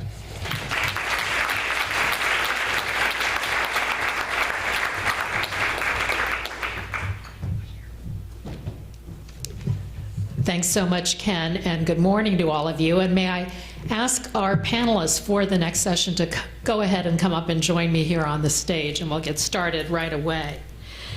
So what we heard in this discussion today, and keep in mind the title of today's presentation was A Common Sense Approach to Solving Complex Health Issues. What we heard really is, I would say from Ken's presentation, that so much of what is out there now, frankly, around chronic disease is a no-brainer. It's a no-brainer that we're seeing obesity skyrocket and that it is correlated with so much other disease and chronic disease. It's a no-brainer that chronic disease is driving so much of our overall health spending. And it's a no-brainer that we really need to do much more to prevent it, to detect it early, and to treat it. And frankly, it's a no-brainer that we have a lot of tools that will enable us to do that. For example, we have, as he said, medical homes, efforts to reduce preventable readmissions in hospitals, the diabetes prevention program. All of these things really, frankly, are no-brainers. Why aren't we adopting them? And then we heard from Thomas Goetz that really, I would shift from the no-brainer to say we really need to do more to actually feed our brains. We need to engage in very smart ways of understanding what motivates patients to behavior change, how we tap into not just our rational selves that look at data, because as he said, that doesn't work so well, but how do we really tap into that sense of empowerment, control, that steering wheel modality that he stressed, that will be so important to help people change their behaviors, take account of the evidence, read their numbers, and understand really that this is about motivating behavior change. So again, let's move from the no-brainer and to the using our brains as effectively as possible. And of course, we heard there are lots and lots of brainy products out there now that are helping people do just that. So now we're going to engage in conversation with our panelists up here now, and let me just briefly tell you who they are. You have more extensive bio information about them in your packets, and because they are really stellar individuals, I do encourage you to read those bios. But just for starters, and actually if I could ask each of you to do the old Queen Elizabeth wave when I introduce you. Let's start with Julie Anderson. Julie, that great wave, who's professor and researcher at the Buck Institute for Research on Aging here. She's pursuing a wide array of leads toward treatments, especially for Parkinson's disease, this complex neurodegenerative disorder. She's identified several early risk signals for Parkinson's, and of course, many of you will know what Parkinson's is. It's a progressive decline in movement and muscle control, and the symptoms can include shaking hands, difficulty with walking, etc. And as you saw from Ken's slides earlier, we do think there's some correlation with some other preventable conditions. Next, we have with us, I'm delighted to say, Kent Bradley. Kent, there we go with the Queen Elizabeth wave. Ken is the Chief Medical Officer of Safeway Incorporated, which of course is a Fortune 100 company with more than 170,000 employees. In fact, I think, Ken, if we did a plot of relationship of individuals to Safeway stores, it would look almost as nice as that map of McDonald's, and of course it would be much better for us, right, to have access to a lot of the produce in the Safeway aisles. Kent is board certified in preventive medicine. He's responsible for supporting the company's portfolio of healthcare programs, including its very exciting employee and consumer wellness and prevention activities. And hopefully we'll hear a little bit more about those today as well. John Farquhar is with us. John, who's a cardiologist. He's professor of medicine and health research and policy, as well as founder and senior faculty member of the Stanford Prevention Research Center. He's also the first holder of a professorship in disease prevention there, and he founded Stanford's Preventive Cardiology Clinic and Health Improvement Program. He's also a founding member of the International Heart Health Society, frequent contributor to the Institute of Medicine of the National Academy of Sciences, and so on. And John, we're very delighted to have you with us as well. Sandra Perez is here. Sandra? Who's director of the California Office of the Patient Advocate, representing the interests of more than 20 million commercial health plan members, and advocating for consumer rights and healthcare quality for all patients in California. Under her leadership, the office has developed and promoted the state's annual healthcare quality report card and consumer education materials in multiple languages, including an award-winning guide, How to Use Your Health. They've also implemented a statewide social marketing campaign so that all consumers are well equipped with the necessary information and tools to make truly informed healthcare decisions. So Sandra, thank you for joining us. Steve Skurnak is with us. Steve, welcome. Steve is the president of Sims Recycling Solution of the Americas, and this is a company that's at the forefront of the nation's electronics recycling industry through his oversight of the growth and success of 14 electronics recycling facilities throughout North America. He's been directly involved with electronics recycling since 1991, and if you don't know what that is, Steve is going to tell us a bit about that today. A very exciting field that obviously with the data and information that we're collecting now is more necessary than ever. And finally, Michael Weinberg is with us. He's Senior Policy Advisor to the Bay Area Council and Senior Research Fellow at the Bay Area Council Economic Institute. This is an institute where he leads health system transformation efforts, focusing on maximizing health through radically reworking how we pay for, how we deliver health care, and how we think about health care. And Micah is working very closely with business leaders and policymakers in California to do precisely that. Well, welcome to all of you. I want you to imagine for a moment that you have two people sitting next to you here on the panel today. They are named Fred and Ethel, to harken back to the I Love Lucy days. That will date me a bit, but most of you have had a chance to watch I Love Lucy somehow, if not on YouTube, someplace else. So Fred and Ethel are here today. They are our typical chronic disease sufferers. They are the people Ken described. They are overweight. They have diabetes. They have high blood pressure. They have high cholesterol. And they're depressed about it all. They want to be motivated. They don't know how to be motivated. They don't know how to live in the society that we discussed earlier with McDonald's on virtually every corner of much of America. They don't want to die before their time.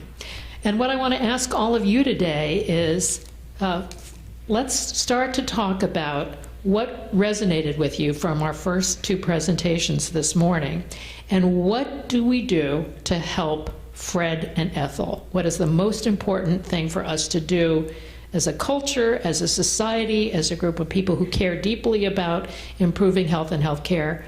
How do we make a difference? And Ken, I'm going to start with you. Well, thanks. So I'll go back to what Thomas was talking about with the dashboard and the steering wheel. And I'm going to talk to Fred and Ethel, but first step back. When I was driving down here, I knew ahead of time that I was going to hit gridlock. And if I were to look at 680 as I was going down as chronic disease, we would hit gridlock, and the healthcare's perspective on that is build another lane. And I would say that our approach at Safeway and other employers that are trying to do this, where Fred and Ethel might work, is to first say, I like the fact that they're creating these stoplights on the on-ramps to get less people on the chronic disease path. And so we're looking at how do we even prevent the continued numbers of cars or individuals in that lane. The second thing I like is the fact that there's off-ramps. And so how do we as an organization, or how do we help individuals like Fred and Ethel in gridlock get off that freeway? And the third, and what I think is really important, is this neat thing called the HOV lane. And that HOV lane is where you have individuals who can be together. And by being together, they move through that time of their life and are able to then exit. For us, the utopia is not that we don't get rid of chronic disease. It's always going to be with us. But we can get on and off in an expeditious manner, and we're not stuck in this gridlock that we've now called normal. And so I think the real challenge is trying to redescribe normal, and with a clarity around how we can do that. So when I speak with Ethel and Fred, I would ask them in more of an appreciative inquiry. There was a period of time when you had a normal. What was that, and what worked? And let's get to that place where that can happen again. And just say a word, if you would, Kent, about how you have done this for the employees at Safeway, because you certainly have tried to meet them where they are. Right, so we believe awareness precedes change. And so under the model that was talked about with data, we offer voluntarily for those that are part of the health plan an opportunity to get tested on their biometrics. So they get their blood pressure measured, their BMI, their hemoglobin A1C, and their whether or not they're smoking, and their lipid levels, their cholesterol. So first it's the awareness piece, and then we incentivize by reducing premium in the health plan. And I know it was mentioned that incentives are effective, but it may be episodic. So we believe motivation has an intrinsic and an extrinsic factor. The extrinsic factor allows for that first step and that awareness, and that's the financial.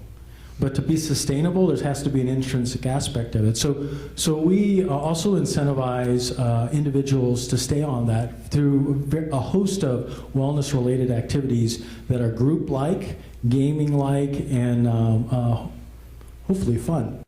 And so by creating that ongoing incentives, that begins to shape the intrinsic motivation. We believe we are able to help individuals.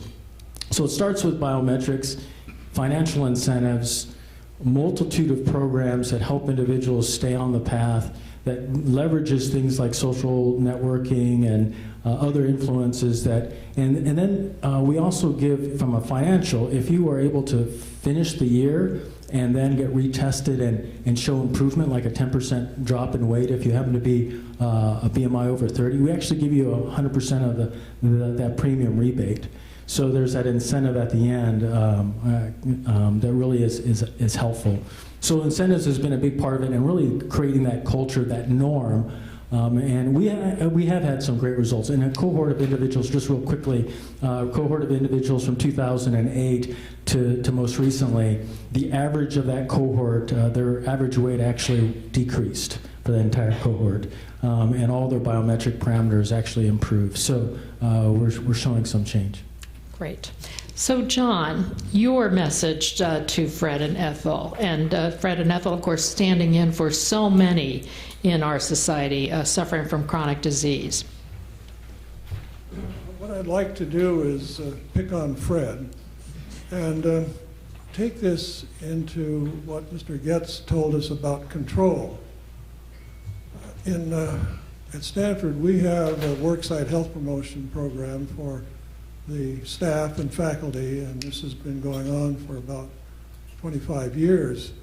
But more recently, the provost has given us the tools to provide more incentives, which I agree are a terribly important way to get the system started.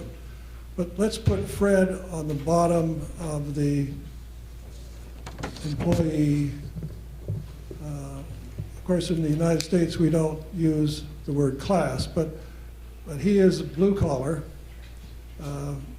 He is Hispanic. I don't know the Hispanic name for Fred, but Fred.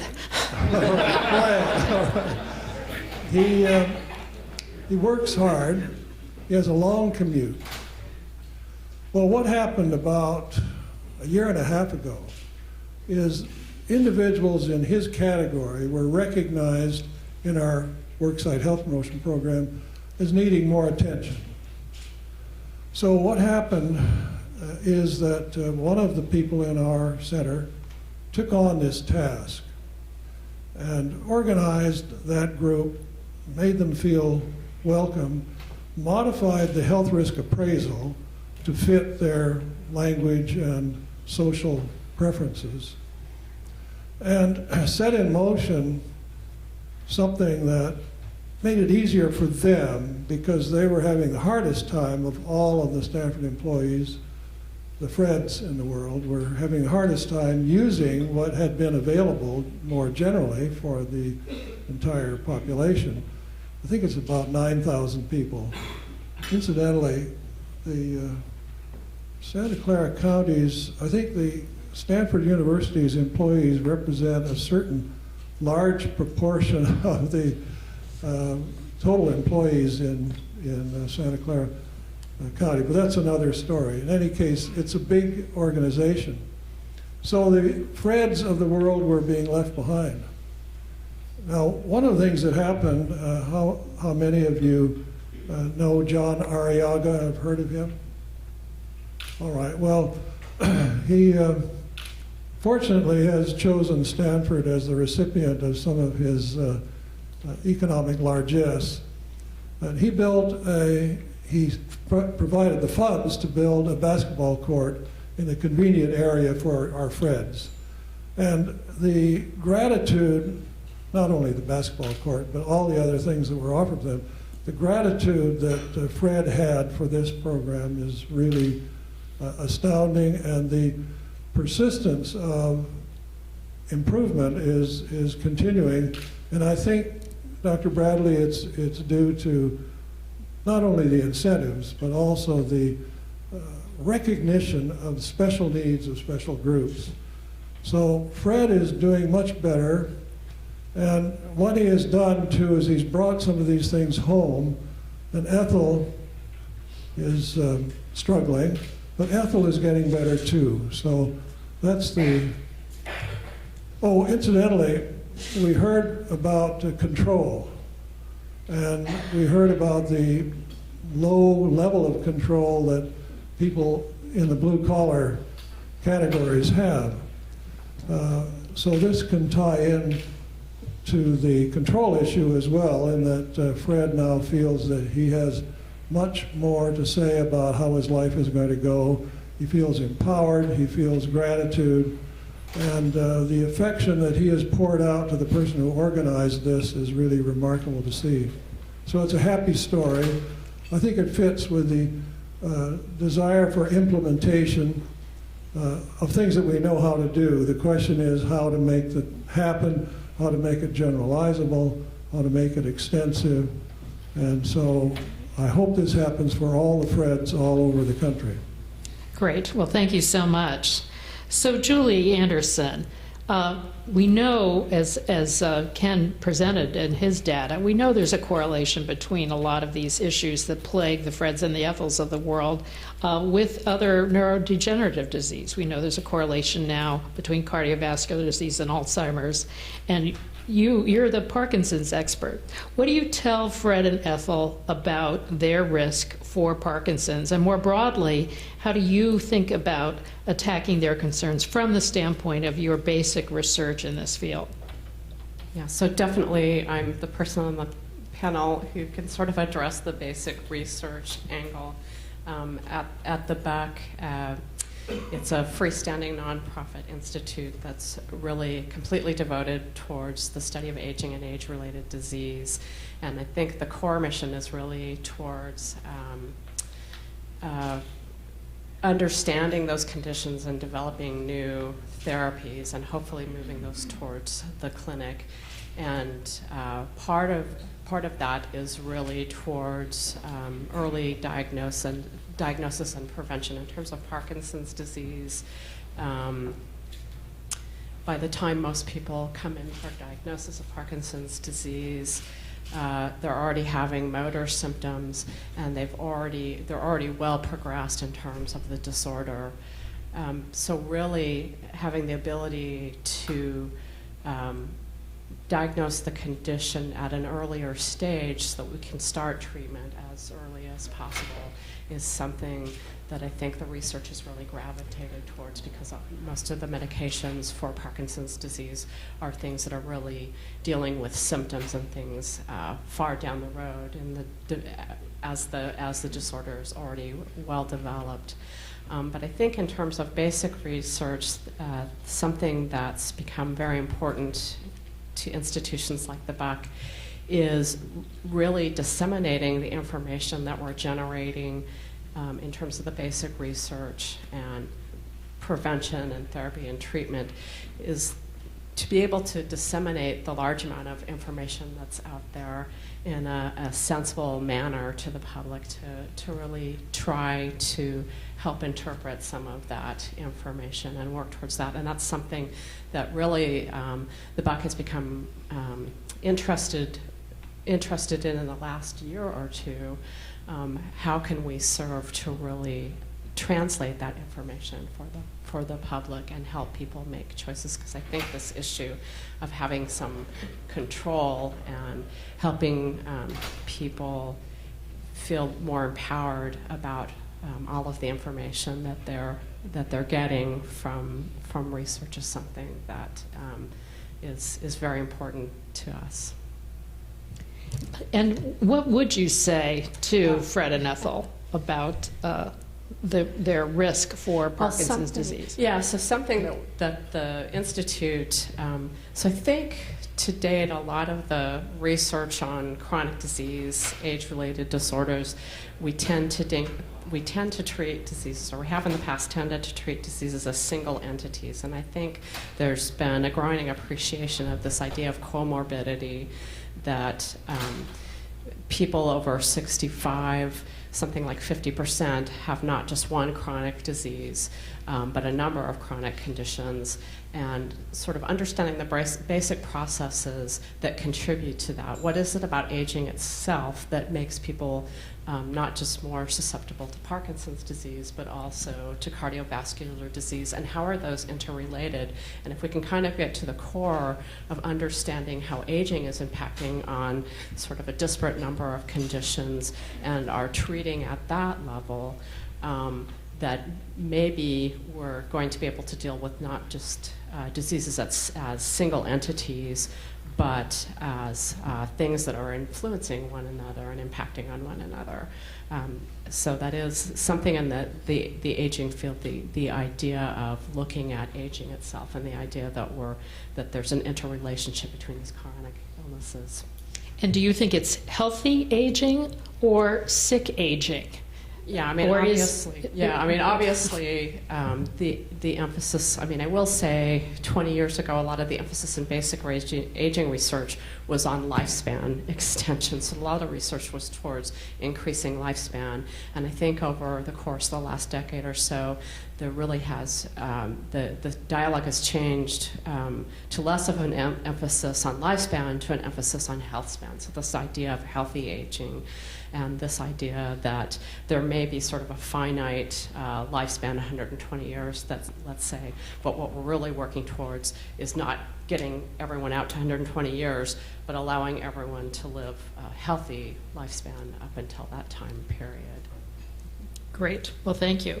Well, Micah Weinberg, you've been doing a lot of thinking in particular about the role of health insurance exchanges, which will be coming online basically October 1st, 2013 is when people are supposed to be able to access those exchanges and sign up.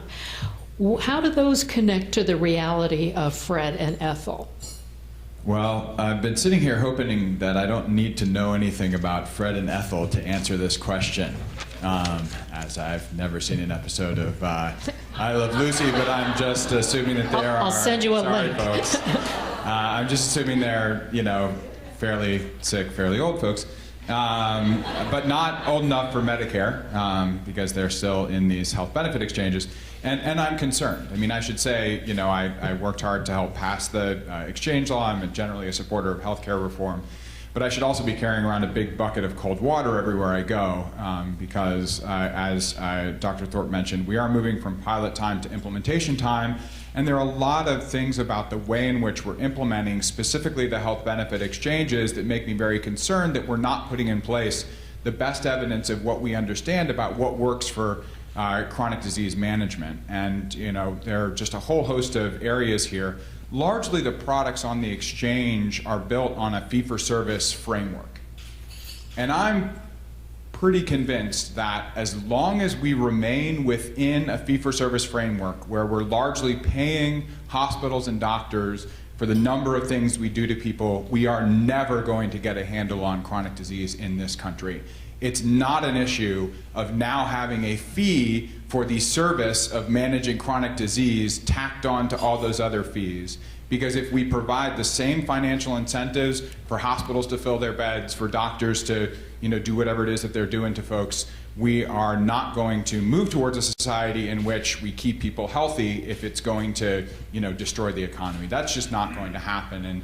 And my real concern is that when you're looking at it within the framework of essential benefit packages and tight formularies and sort of closed network PPOs, which is a lot of what we're doing through the health benefit exchange, that we're not putting in place the best practices. If people are shopping for price year by year and moving among closed networks, that's not going to give them consistency in terms of getting good chronic disease management.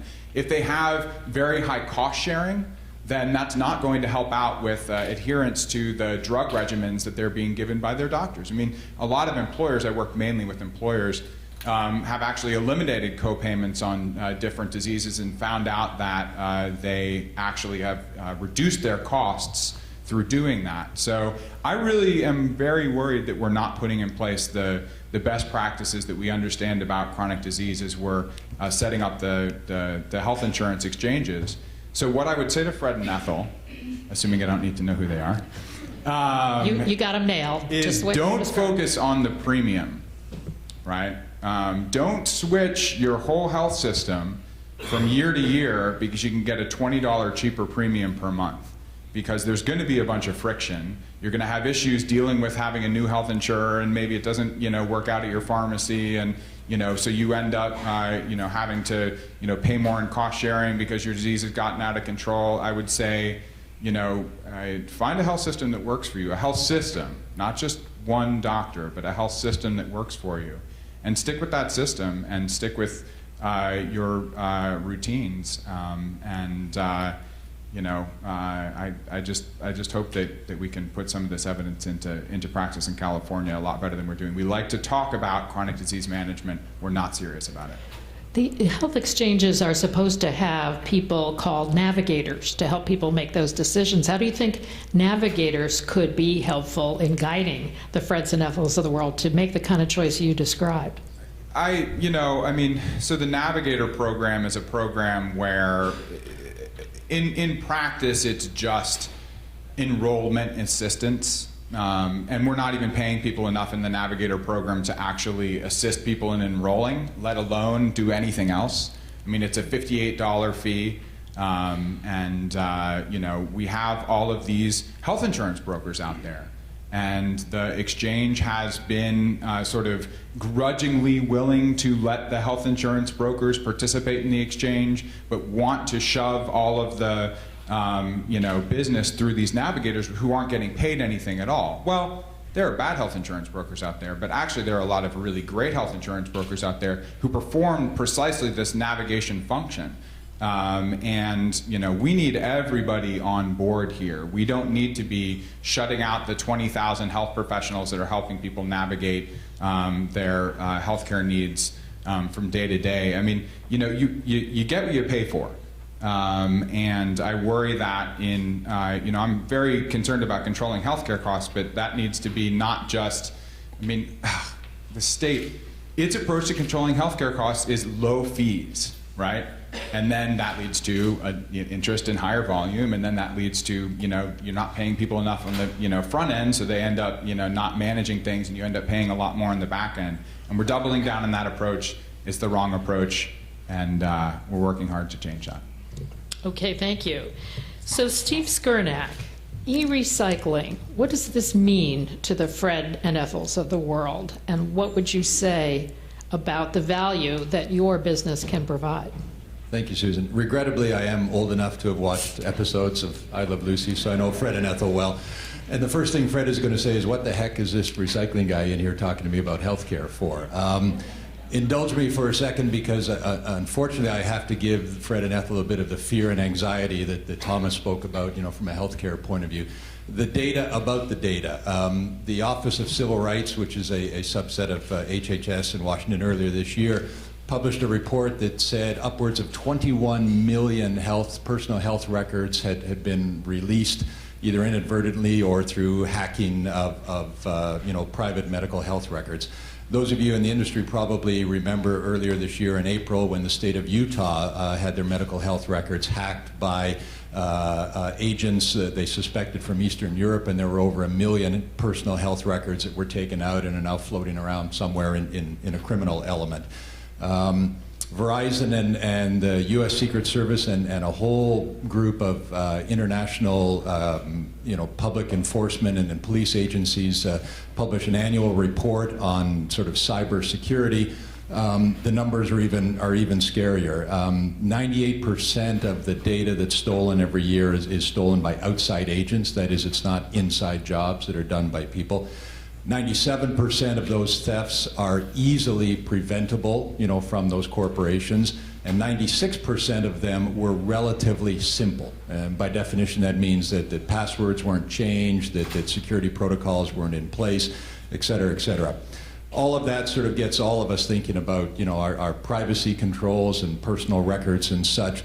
But the connection for Fred and Ethel, and the connection for everybody that's talking about public health care, is the fact that, and both Thomas and Ken, touched on this very strongly, we do want portability of our information, and there will be portability. The advances in equipment, the advances in technology, the need for doctors and individuals to have instant and immediate access to all of their personal records and their medical care, their prescriptions, any ailments and treatments that they need, will become overwhelming, and in fact will become much easier, because a lot of the corporate customers that we deal with on a regular basis, whether it's a Google, whether it's an Apple, whether it's an HP and Intel, these folks are all at the leading edge of making tools for far, far cheaper cost that anybody could have imagined, that will allow all of us to carry around huge amounts of data on a regular basis. And the good news for that is that treatment and protocols and information becomes much easier for all of the medical professionals to take advantage of.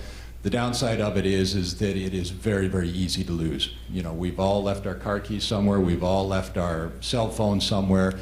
Doctors, technicians, lab folks are now carrying around tablets, which is fantastic because the data is available to them. But tablets get left in restaurants, they get left in cars, they get left on BART trains, and suddenly you've got an insane amount of very confidential private information that's now floating freely around in the marketplace.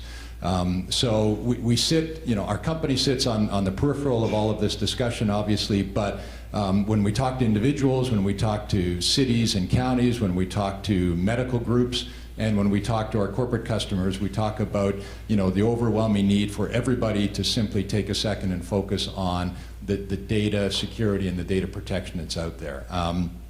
We're certainly not advocating that any of this be scaled back, because it's all vitally important that technology continues to advance. But we do try and send out a very powerful message that everybody in that food chain needs to take a little bit of extra care, because leaving your car keys somewhere means that your car might be driven away by somebody, or you've got to go and pay another $150 to get a new key or somebody to open your car for you. Leaving medical records around, especially by the thousands or millions, because either through carelessness or either through the lack of simple security procedures, and not dealing with those items at the end of their useful life presents some very real risk to folks at the end of the day. Is it a lost cause? I mean, we can go on Google Earth and look in each other's bedrooms practically. Is it a lost cause for patients to have to think about or worry about the security of their health records? Well, I certainly hate to add any anxiety to folks that are already dealing with health issues, and we're not trying to scare folks to the point that they're really, overly concerned about that data integrity. But there are some simple things that corporations and individuals can do that will deal with the vast majority of risk that's out there. Will it ever be completely eliminated? No. As long as there's a criminal element out there that's looking for this data and can profit from it, the idea of data theft in any way, shape, or form, whether it's medical or just private financial data, will always be with us. What we found, though, is that on the health side of the situation, it's a relatively new phenomenon, and there's been quite an education process for healthcare providers and organizations that are managing all this data to take a fresher look at it. And that's all we're really focusing on right now. Okay, thank you. So Sandra Perez, your job is to advocate for the Freds and the Ethels of the world with respect to their insurance access and a number of other considerations. What do you say to them, and what resonated for you about our conversation earlier today? Oh, there's a lot that resonated. But your question is about individual change, not about systemic change, so I'll look at it that way. And yes, I am old enough to remember Ethel and Fred and Lucy and Ricardo, right? Ricky Ricardo. So we know, I'm going to bring them over to the West Coast. I think they were on the East Coast, but it's very easy. And you said, how do you say Fred in Spanish? Well, my dad's name is Fernando, so that's pretty close. So Fernando, when I think about what I would like to do if I was looking at Fred and Ethel, is to get them engaged in good health care. And so my first question would be access. And here in California, it's a good question because about 18% of adults between 18 and 64 don't have any insurance. So our first question is, do you have access? Second question, I would want to get them engaged in their health care, make it relevant, motivate them, et cetera, et cetera. So we'll assume for ease here that they are insured, and we want to talk about quality of healthcare. We want to make this meaningful healthcare, and when we ask patients what is quality, the first, and because as part of my job we collect HEDIS and CAPS data. This is credentialing data for health plans and medical groups, but that means nothing to a patient, of course, even though it reflects the clinical standards of care that they're receiving and their patient experience of their peers. When we ask them what is quality of care, they say, it's my relationship with my doctor. And we all know the costs of not adhering to prescriptions, of not, of duplicative tests and all the rest. So when we think about, my goal would be to get them engaged in their health care and get them connected with a doctor and medical care. And so to do that, I have to ask them questions. How do you like to receive information? How do you communicate? Do you communicate by phone? Do you communicate by email? What's your preference? I think that we have to begin to identify how to communicate with patients. Do you speak English? How far away do you live? Do you need transportation? What is your cultural background? Because I think it's really important. Just last week, as I hear here in the Silicon Valley and kind of the high-level tech, I was just in Sacramento last week listening to a regional coalition, and Margie was there, and Liz, and we heard cases of doctors saying, I got to serve Medi-Cal patients, and how do you want me to communicate with them? When by the time I get their phone number, 50% of those phone numbers have changed. That's reality. There's very mobile, very poor society. So our biggest targets, for chronic disease, of course, a lot of minorities, people of color, and you have to deal with what they're dealing with.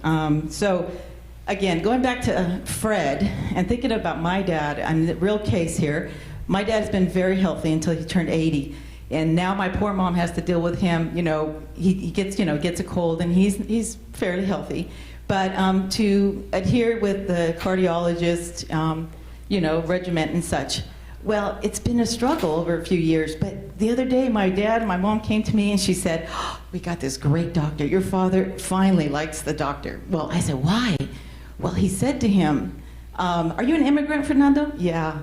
And then they started to talk about, coming to this country and what their dreams were and blah, blah, blah. And so my dad just connected to this doctor finally after all these years.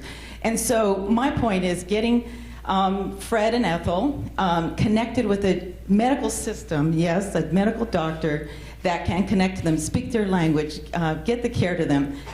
Again, speaking of cultures, it comes to mind, the Hmong a very prominent community in Sacramento, they don't have the word diabetes.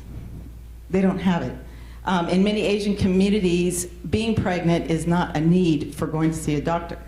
So we're talking about cultural shifts here. We're talking about meeting people at where they're at. And so, again, I would have to ask Fred all these questions. And I would also give him tools to evaluate quality. Part of what we do at the Office of the Patient Advocate is to create report cards, to publicly make available the performance of your health plan and your medical group. How well are they doing to screen you for diabetes, to control your cholesterol as a diabetic? So it's very important to look at the tools and not assume quality, because quality does vary.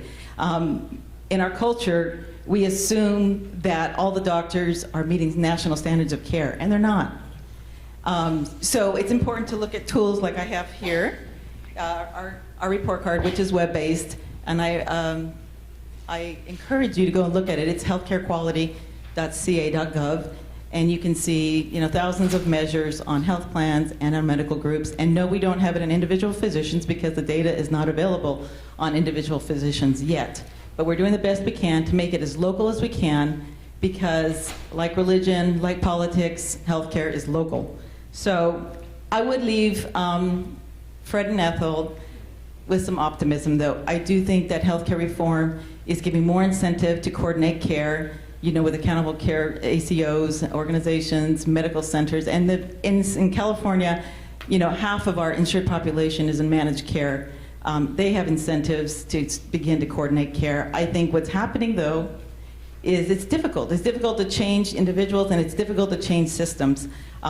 Those poor front office staff people have so much information, and when the doctor asks them to change a process, it's very difficult for them. So I think change is difficult because of our culture, because of the financial incentives, and lots of overload on information. So I would leave them with optimism, again, because I think healthcare reform is, while it's tweaking, it is at least giving some incentive to begin to coordinate care. Okay, well, thanks to all of you.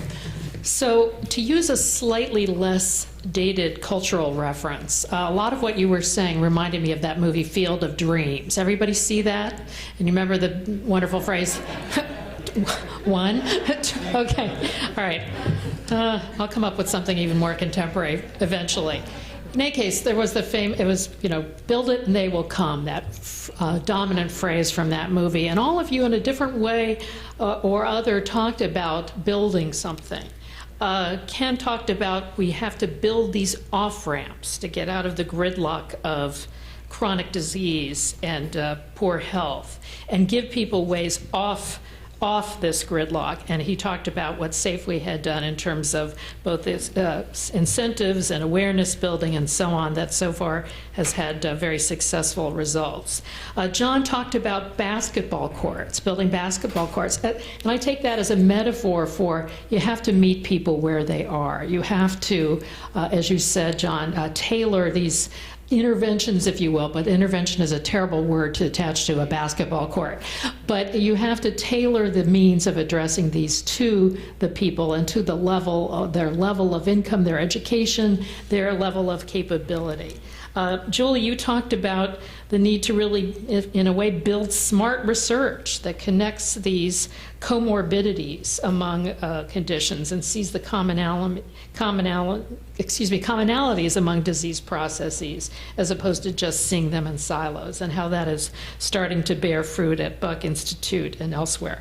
Micah, you talked about the need to build smart exchanges offering smart health plans that are really investing in coordinated care and help to educate people through brokers or others who can help people understand that that really is the important decision to make, not just what is the amount of the premium.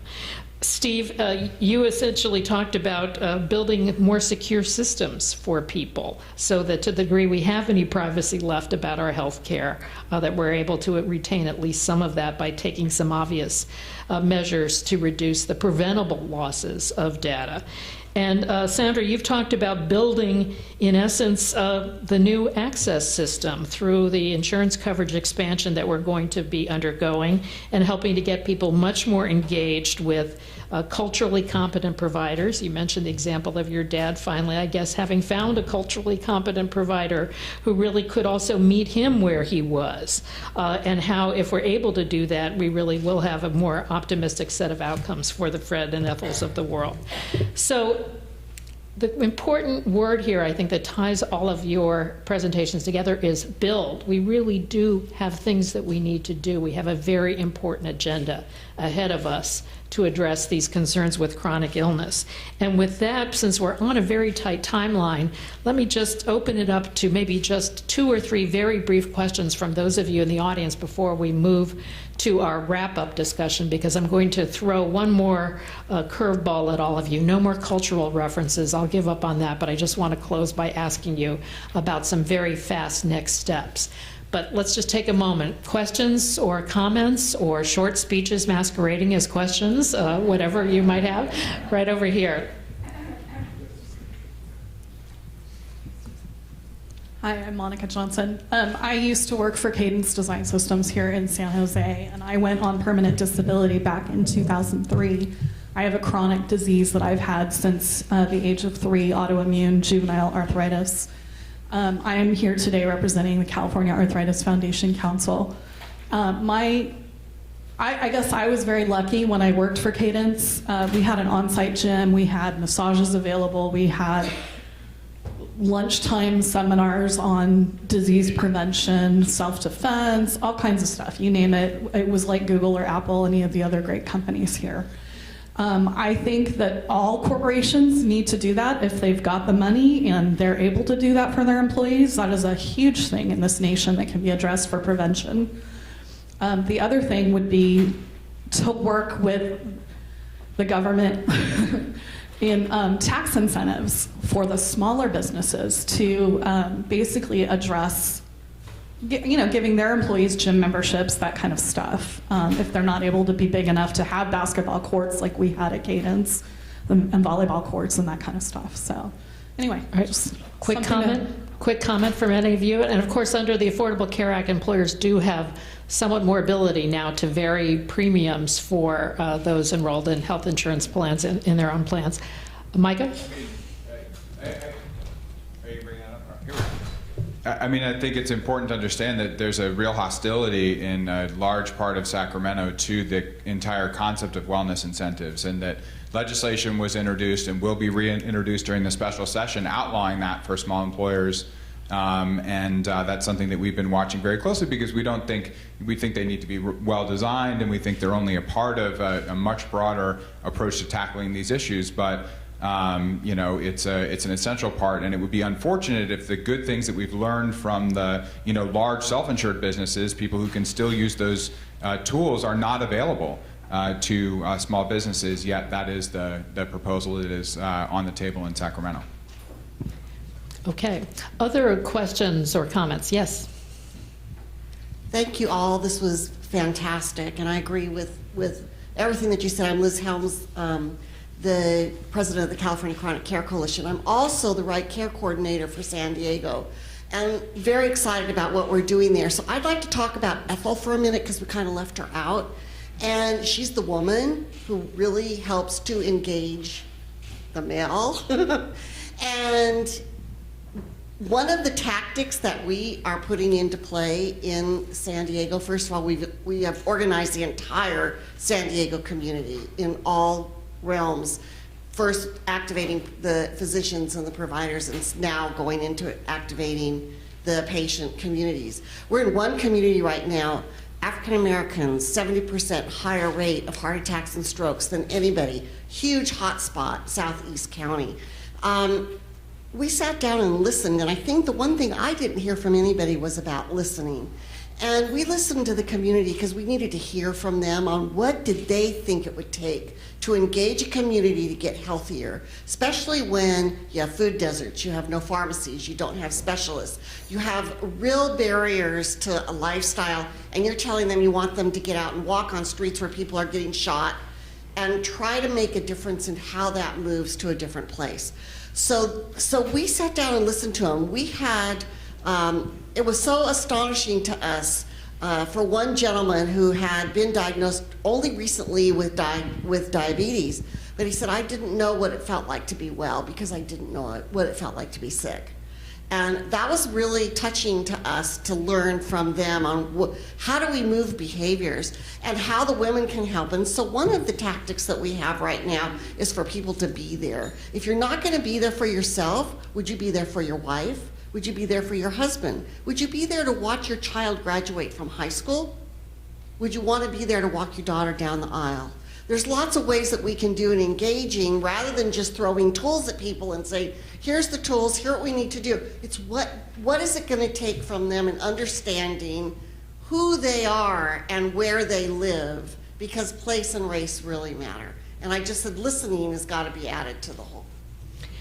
Absolutely. And thank you for sharing that with us. Actually, thinking back to I Love Lucy and Fred and Ethel, I don't think it would have worked to have asked one of them if they wanted to be there for the other, given the way they bickered with each other. But all right, let's wrap up, and we're going to wrap up very quickly. I'm going to ask each of you to tell me, give me the one most important next step that you think needs to be made, either by individuals or by society or by the government, to really begin to move the needle on this chronic disease crisis that we face. And I'm going to ask you to keep these at Twitter length, no more than 140 characters in the interest of time. So once again, Kent, put you on the hot spot. We'll start with you.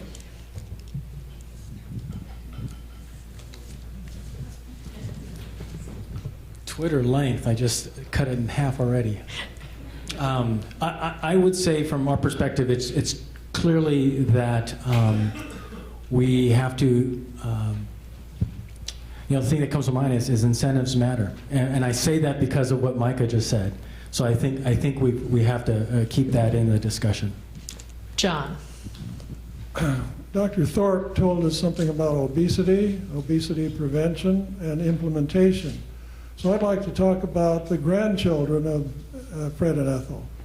We haven't said much about them, but obesity prevention in our young people is possible. There are examples that our own unit has created of decreasing television, of decreasing weight gain, after school, ethnically oriented dance for adolescent girls, and so on. So let's get back to our grandchildren, our children, and start obesity prevention right at the beginning. Julie.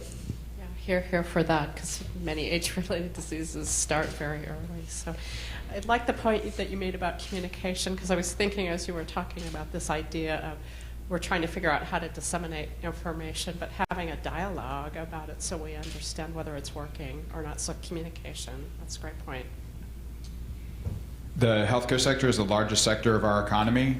If the healthcare sector lost money when people became obese, we would see that trend turned around. I guarantee it. I would suggest pay for performance, your point. In effect. So real quickly, yes, pay for health, not pay for procedural quality. Yeah. So I think we're agreeing now. I would suggest to make better use of the data that's available out there. Just remember to do it safely. And last word to you, Sandra. Wow, the last word. I agree. Pay for health. I think the education and engagement. I think there is a hunger for information, and it does come via communication, and we have to communicate effectively. But patients, consumers are hungry for information in a way that's relevant to them. There's no silver bullet here. There's not one way. It's not all cell phones. It's not all email. It's not all face-to-face.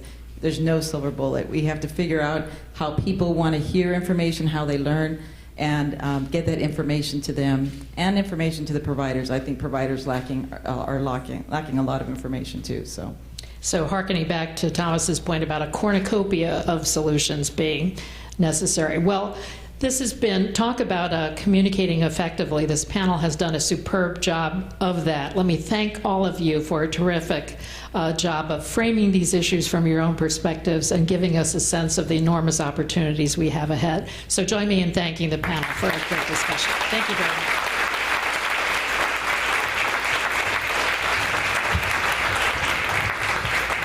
Well, great. Let me add my thanks to the panel and the excellent job that Susan did moderating it. Now, here's the next steps. We're going to have to leave the room for like 10 or 15 minutes because they're bring lunch in.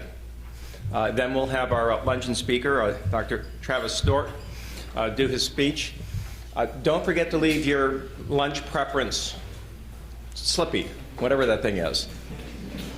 Your little slippy. Leave your lunch preference slippy on where you're sitting so they'll know what to bring in. So why don't you give us like 10 or 15 minutes. If we clear the room, they can do this much faster, and then we'll have Dr. Stork at 12:30ish. So thank you. He's an Emmy-nominated co-host of the award-winning talk show The Doctors, a practicing board-certified emergency medicine physician. He graduated magna cum laude from Duke University as a member of Phi Beta Kappa and earned his MD with honors from the University of Virginia. He's being elected into the prestigious Honor Society of Alpha Omega Alpha for outstanding academic achievement. Dr. Stork is on the medical advisory board for Men's Health magazine, in addition to having a monthly column in the magazine. He's a New York Times bestselling author of the Lean Belly Prescription. I'm going to reread that. And The Doctor is In, a 7-step prescription for optimal wellness. Now, I put together a little slideshow here for you just before he comes on. So, Doctor, give me the news.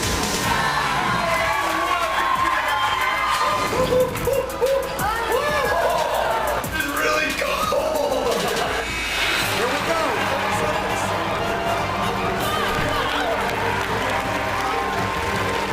Snakes are my phobia.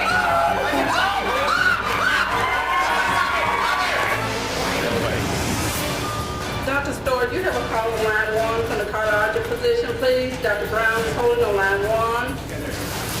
So this is a level 1 trauma patient apparently fell. Can you tell me your name? What's your name, sir? We'll be your toes, my friend. In a crisis like this, you can never have enough physicians, and I think this is going to be an emotional trip for all of us. I'm taking care of a really young girl. The building actually collapsed and crushed her right lower extremity. The wound is so extensive that she's going to need amputation. So there's more pain medicine, antibiotics. There's even IV fluids in here. You don't know how much we appreciate that because a lot of people need that help. Well, you're doing a good thing. This is a liver with cirrhosis. It is filled with fibrous tissue. Obesity over time can build up plaque deposits in your arteries. If that ruptures, it can lead to a fatal heart attack. You know what? Niemann-Pick disease, it is a fatal disease. But we all have different lifespans. Some of us live 10 years, some of us live 90 years. But every life on this earth is a blessing. And what we are begging of you is to appreciate Gavin's time on this earth.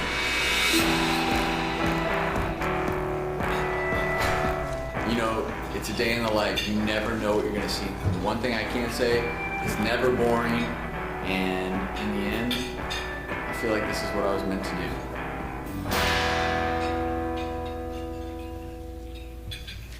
please welcome Dr. Travis Short.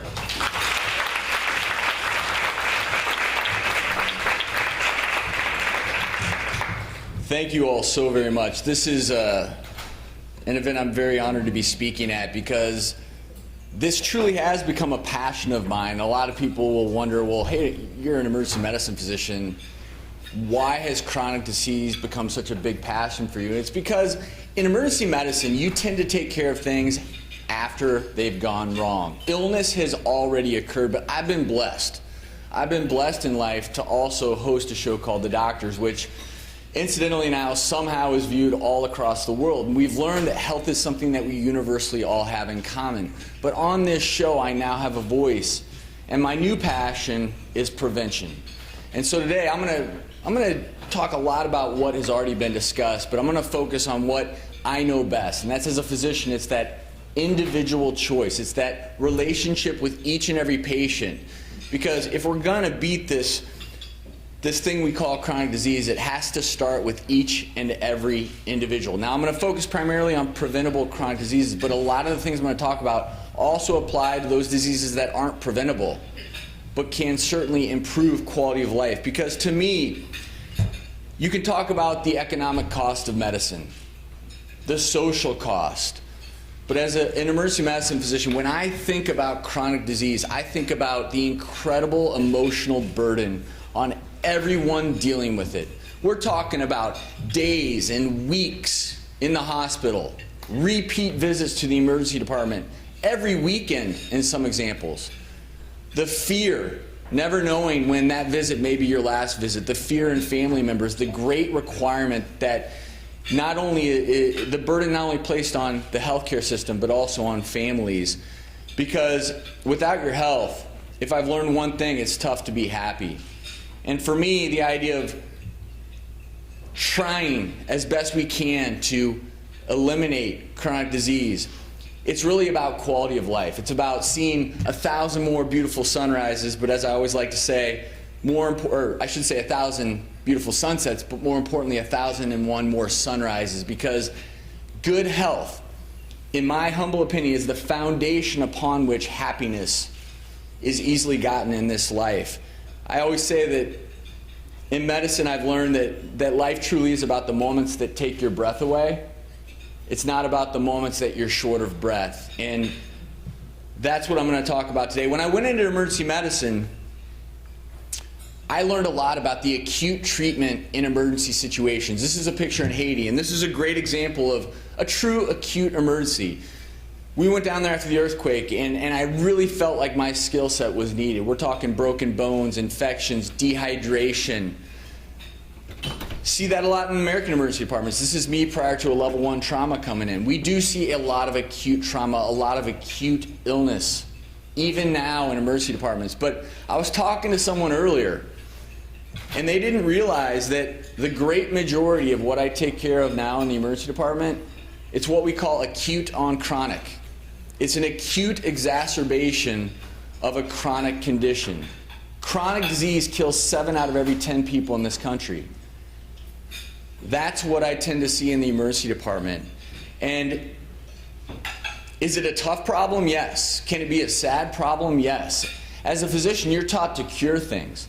In the emergency department, you want to make someone feel better. And when you're young and in the emergency department and you perform a life-saving procedure, it does make you feel good. But over time, when you start to realize that certainly with chronic disease, you're just putting a Band-Aid on a problem, and that patient's coming back 1 week later, or maybe the next day, you haven't really fixed the problem. And that's why it's so important that we address this now, because we are getting older. We are getting bigger. We are seeing an increase in chronic disease. This is not dramatic. This is a past medical history of a very common patient that I might see in the emergency department. And you might look at this and think it's overwhelming, and in some ways it is. But when I look at this, and luckily with electronic medical records, I will often see this before I even go in to visit with the patient, but it tells me a story. And let's just hypothetically say that this is the past medical history of a 65-year-old male that I'm about to go see in room 5. I look at this past medical history and I see this play out. 20s and 30s, putting on a few pounds every year. Eventually, without quite realizing it, he entered the category of obesity. Along with that, developed some hypertension, high cholesterol, high triglycerides. But he didn't feel that bad. These are all silent illnesses. Slowly over time, his body became less sensitive to insulin. His blood sugar levels started to rise slowly.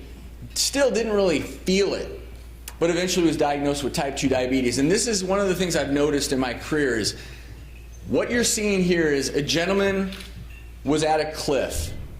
And what I tend to see in the emergency department, and it happens in the emergency department, it's called a tipping point. And for this gentleman, 10 years prior, because of all those risk factors, he had a myocardial infarction. He had his first major heart attack. With that heart attack, what happened? Well, his left ventricle, which pumps blood throughout the body, most of it was damaged. So his heart could no longer efficiently pump blood to all his vital organs. So he developed congestive heart failure, a lifetime of shortness of breath. Not only were his heart's arteries clogged with cholesterol, but so were those arteries feeding his brain. So after that, he had multiple CVAs, aka also known as strokes. Number one cause of renal failure or kidney failure in our country is diabetes. He developed that as well. Diabetes affects your nerves, peripheral neuropathy, where you can't necessarily even feel your feet. So one day he steps on a nail, didn't even know it, but because of the lack of sensation, because of poor blood flow to his legs, he developed a severe infection requiring an amputation. Again, diabetes is the #1 cause of elective amputations in this country. That infection led to sepsis, basically a full-blown infection throughout his bloodstream requiring a prolonged ICU stay. For the rest of his life, he's been dealing with these persistent infections. He's struggling with diabetic retinopathy, trouble with his vision. And what's really hard is when you have poor blood flow to your brain, poor blood flow to your heart and the rest of your body, you also have poor blood flow to your groin, and he's suffering from erectile dysfunction. It may seem silly, but these are quality of life issues. And so many people are suffering from this.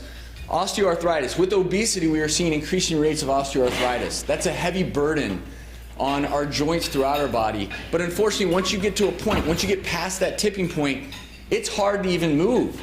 And so you're no longer moving around, you're no longer bearing weight, so you also develop brittle bones, osteopenia, osteoporosis. Because all this is happening, quality of life is so low, is it really that big of a shock that this gentleman developed depression? That he has severe anxiety? Every day wondering if it's going to be his last, and his quality of life has been minimized in any way. So if you look at this list of past medical history, really those last 4 up there may be the ones that weren't preventable. You can do everything right in life when it comes to your health. But no matter what you do, there are going to be times where you're afflicted with a chronic disease like cancer. We can't always prevent things like seasonal allergies or endocrine problems like hypothyroidism. But my point is, so many of the patients I see in the emergency department, they could have had a different story. Now, I'm not going to spend too much time on this because I think we've already covered the burden of chronic disease, but in a country where about 1 in 2 of us suffer with a chronic illness, that's a big deal. When 3/4 or more of healthcare dollars are spent on chronic disease after it happens, and that's the key, after it happens. In many cases, after there's an ability to truly improve the patient's condition, that's a big deal.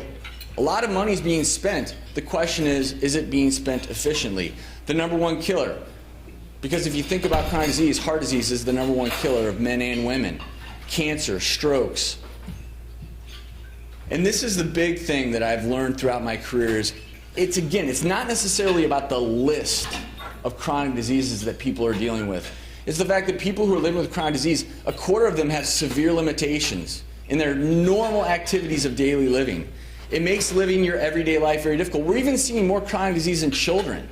Back in the 1960s, less than 2% of kids had chronic disease. Now that's getting close to 10%. Not only with rising childhood obesity, we're seeing more cases of childhood asthma. It's not going away because we're getting older and we're getting bigger. And I downloaded some charts from the CDC. The reason I'm particularly passionate about things that Ken was talking about before and obesity is I've spent the better part of my career in the state of Tennessee. And as you go through these slides, don't focus on the whole map. Just focus on the state of Tennessee over there and watch as it goes from light blue to dark blue to yellow to red to dark red.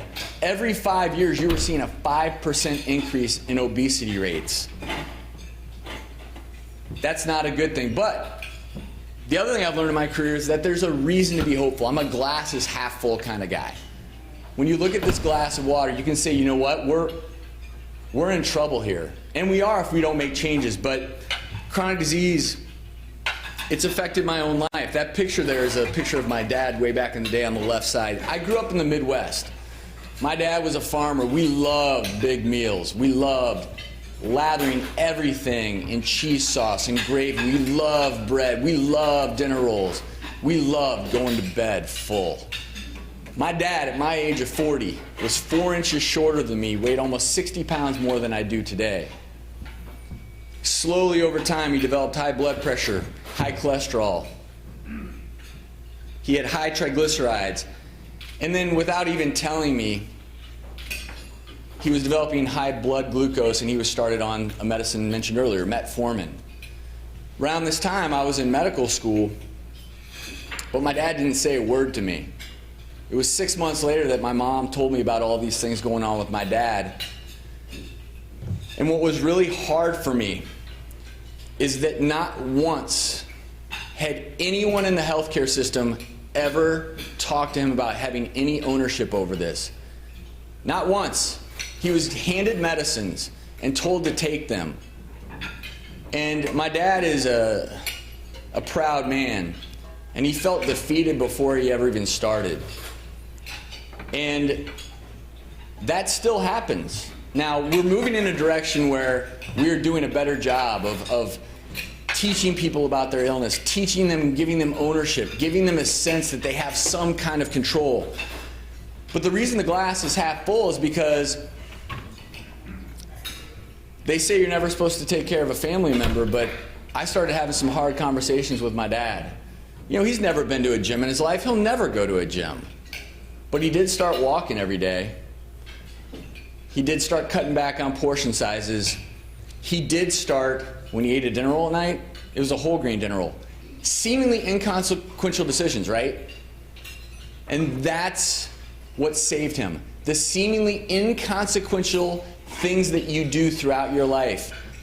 Slowly over time, he started to lose weight. Now he's 73 years of age. You think he's on metformin? No, he's not. Think he's on high blood pressure medicine? No, he's not. He's still on high cholesterol medicine, which I'm happy for. But my dad has taken his health into his own hands with these seemingly inconsequential changes to his life.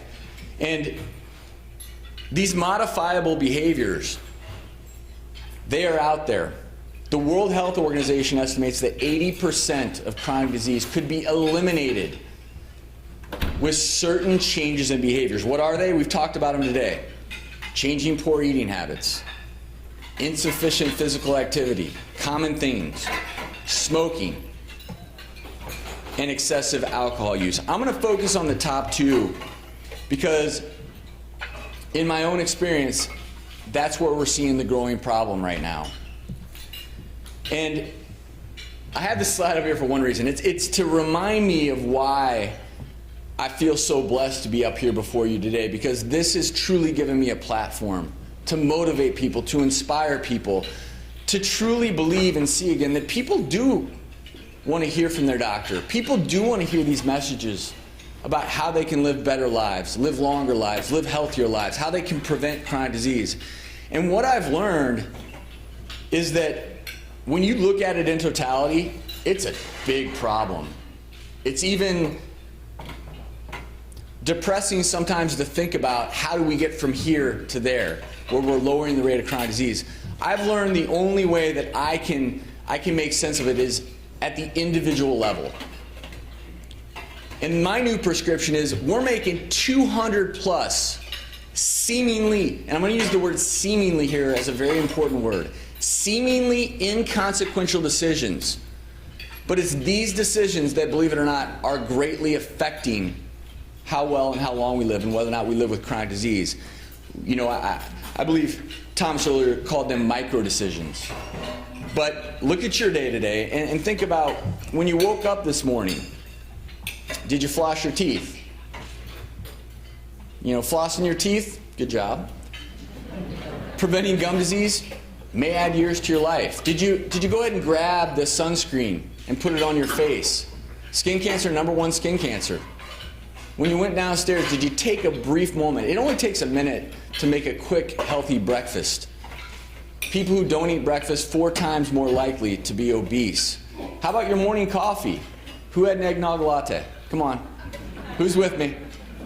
We've all been there, which is fine. It's okay to enjoy those things, but if you think about your morning coffee, what I'm seeing more and more of in this country is morning coffee isn't really morning coffee. It's a vehicle to deliver a lot of sugar and a lot of fat.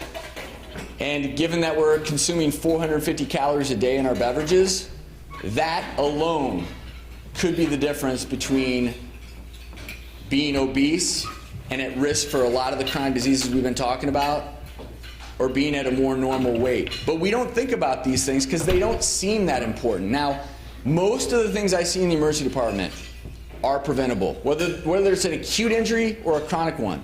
When you get in the car, you're putting a seatbelt on. Every single time your kids are on their bike, you make them wear a helmet. It's time for our healthcare system to focus more on prevention. And one of the first places that starts is, believe it or not, in the kitchen or when you go out to a restaurant. And I think I've learned that over the years, not just as a physician, not just hosting the doctors, but I've learned it in my own life. And a few years ago, my producers came to me with an idea. And they said, well, Dr. Travis, you should try something, if you're willing, called Project Unhealthy. And they asked me to spend a week eating nothing but fast food, eating a typical American diet, donuts for breakfast, no healthy snacks. I bike to work every day. I don't have a car in Los Angeles. They took my bike away and rented me a car. There was no extra physical activity allowed. Well, what was going on during this? I have a little demonstration or animation, if you will. I went and ate that first meal of donuts. Then I went, had fast food for lunch. You know what was going on? Sugars, fats, salts, all of those in my belly. And what's amazing? I felt wonderful. It felt great. Those dopamine triggers in my brain were lighting up. It was so enjoyable. Life can be this good. What have I been missing out on? But unfortunately, shortly thereafter, other things were happening in my body. What you're seeing there, those green dots represent insulin. They're grabbing onto a glucose molecule because with those high sugar, high fat meals, I was releasing so much insulin from my pancreas that it was signaling my body to store more and more fat. Well, what does that fat do? Well, those fat cells, they like to hoard fat. They like to get bigger and bigger. And visceral belly fat, it doesn't just sit there. It actually it's biochemically active. It releases cortisol. What does cortisol do? Well, it's a chronic stress hormone. It causes an increased heart rate. It can cause your blood pressure to go up. And these things were all happening in my body, and I started to feel them a little bit over time.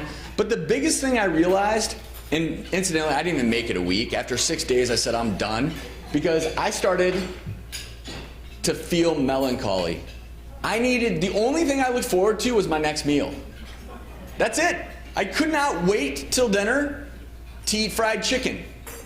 Then I'd eat my fried chicken and I'd lay on my couch. Incidentally, I also had low back pain at that point. And I thought, I have to end this. In 6 days, I put on 8 pounds. I'm very sensitive to salt, something I've learned. My blood pressure was above 140/90, which is the lower limit of high blood pressure. So in 6 days, I put on 8 pounds, and it wasn't a healthy 8 pounds, and I developed high blood pressure. It's easy for this to happen, and it's easy to fall into the trap of all these choices. So my challenge is, how do we move away from this? Well, I think that we need to start prescribing what Hippocrates said, which is let food be thy medicine. Doesn't mean we don't do the things we're doing now. It doesn't mean that we don't talk about, hey, we need to put you on a statin to lower your cholesterol. It means when you go to see the doctor, the glass should be half full. And your doctor should also maybe say, if you drink a glass of water before every meal, you may eat 20% fewer calories and stay hydrated and maybe not drink 450 calories every day. If you have high cholesterol, and I yearn for the day. I yearn for the day. Why do I have these up here? That's a bowl of oatmeal. Well, oatmeal contains something called beta-glucan. It's a soluble fiber that naturally lowers cholesterol. But it's actually up there more so to represent the entire, what I call, nation of whole grains, which is, I yearn for the day where if I go to a deli and I order a sandwich, and I say, do you guys have any whole wheat or whole grain bread? And they don't have to look at me like I'm a crazy person. Because that seemingly inconsequential decision every single day when you go to lunch, whether or not you get your sandwich on a whole grain slice of bread or a refined grain, makes a huge difference. A slice of white bread acts like sugar in your body. Insulin goes up, Your body stores more fat, all the things that were happening to me during Project Unhealthy. When you eat whole grains or oats, you can naturally lower cholesterol. They're loaded with fiber. It's better GI health. Those sugars get absorbed more slowly. It's a completely different impact on your body. But most people in this country still don't understand that. They think that, well, I ordered a turkey sandwich, I'm being healthy. Never mind that it's on refined bread, that it's got a lot of mayonnaise on it, and other fixings that may not be so good. When it comes to fruits and veggies, you know, I've learned a lot from my wife. My wife has taught me how to hide my vegetables. You know, I'm a stubborn guy from the Midwest. I grew up, the only way you'd get me to eat my broccoli is if you just poured a ton of cheese on it. You all been there, right? It tastes better with a lot of cheese on it. But when only 20% of U.S. high school students eat 5 fruits and vegetables a day, and less than a quarter of adults, we have to change the conversation because it's no longer good enough. We can't just say, hey, eat more fruits and vegetables. That doesn't really work. You can't tell people. You have to show them. And you never know who's going to show you. My wife now will hide vegetables in the things we eat, whether it's what I call pizza. It's her vegetable delivery system. Thin whole wheat crust loaded with veggies, and I love it.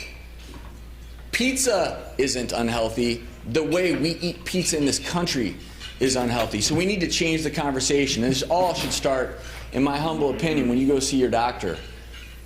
I don't have a lot of time to dwell on this, but I'm just going to show this slide because we've all heard of the Mediterranean diet, where they eat a lot of fish with omega-3 fatty acids that are heart healthy. They focus on lean proteins like beans. Beans are great. Why? Because they're loaded with fiber, loaded with protein. They're cheap. I yearn for the day where people make a side of beans instead of a side of French fries. Makes all the difference. People still think when they eat a salad for lunch that they're being healthy, and I swear I'm not judging anyone. But it's how that salad's made. In this country, 60% of U.S. children and adolescents eat more than the recommended amount of saturated fat. That's why we're seeing childhood obesity rise. Because they learn from their parents, maybe, hey, salad's healthy, but then they pour a dressing loaded with saturated fat on top. And then that salad becomes extremely unhealthy. So these are lessons that we need to teach people. Fast food. We saw that image earlier of all the McDonald's in this country. You're not a failure to go to McDonald's. That's fine, but we need to redefine fast food. How about a handful of mixed nuts as fast food? Very affordable, very portable. You will never see me without my messenger bag with my computer and a bag of mixed nuts. Heart healthy fats, protein, fiber, keeps you full, and it's always with you. We need to redefine that conversation. Sugars and salt. It tastes so good. We crave it because that's the way we're designed. We didn't always have this much sodium in our life. We didn't always have this much sugar. But I would argue that we need to have the conversation with our patients. You know, what are you eating for breakfast? Well, I eat such and such cereal and I pour sugar on top. Well, how about instead of sugar, we sprinkle a little cinnamon on there, which actually helps stabilize blood sugar levels. Let's do that every single day, and let's switch that cereal you're eating to a healthier cereal. And let's see what happens. That seemingly inconsequential decision makes a big difference. I don't have time to get into all the spices, but let's just say that spices, paprika, 9 times the vitamin C of tomatoes, so many wonderful spices that offer health benefits. And my last comment when it comes to choices we're making when it comes to food in this country is we don't have a calorie deficit, we have a calorie abundance. Some studies looked at what people saved when they cut 100 calories a day from their diet. They saved $175 a year. That's a good thing. So let me move on to another big variable in this equation that is leading us down the road to more and more chronic disease. It's amazing to me how confused people are about how much exercise they're supposed to be engaged in. And everyone thinks that working out needs to be work. We use the word exercise and we all think, ugh, I don't want to do that. I know I'm supposed to do it, but I'll join a gym, but I'm not going to go for very long. Or I can't afford a gym. Gyms are great, but you don't ever have to set foot in a gym to be healthy. But most of the patients I know equate activity to I have to join a gym, I have to do things I hate. But you don't, and that's the beauty of it. Walking. Seems so silly, seems so simple, but walking 30 minutes a day, you can live 3 years longer, you can lower your C-reactive protein, which is an indicator of heart disease, and the CDC estimates that if 10% of adults began a regular walking program, we'd save $5.6 billion in heart disease costs. So what can we do as physicians? We can write a prescription, literally hand it to a patient and say, okay, I'm prescribing you 30 minutes a day of walking with your wife, with your family. Let's have this be quality family time. If you're in government, if you are involved in policy-making decisions, let's build more safe sidewalks, build more trails, build more parks. These do make a difference. And we just did a show last week that actually ranks San Jose as the healthiest city in America. You see a lot of trails, you see a lot of opportunities. That's not the case if you go to rural Tennessee. People ask me, Dr. Stork, I know you ride your bike to work every day, but I want to, but I can't. It's not safe. And that's where government comes into play. That's where making our streets safer for walking, for biking, making our communities more amenable to being on our feet more. And it doesn't even have to be walking.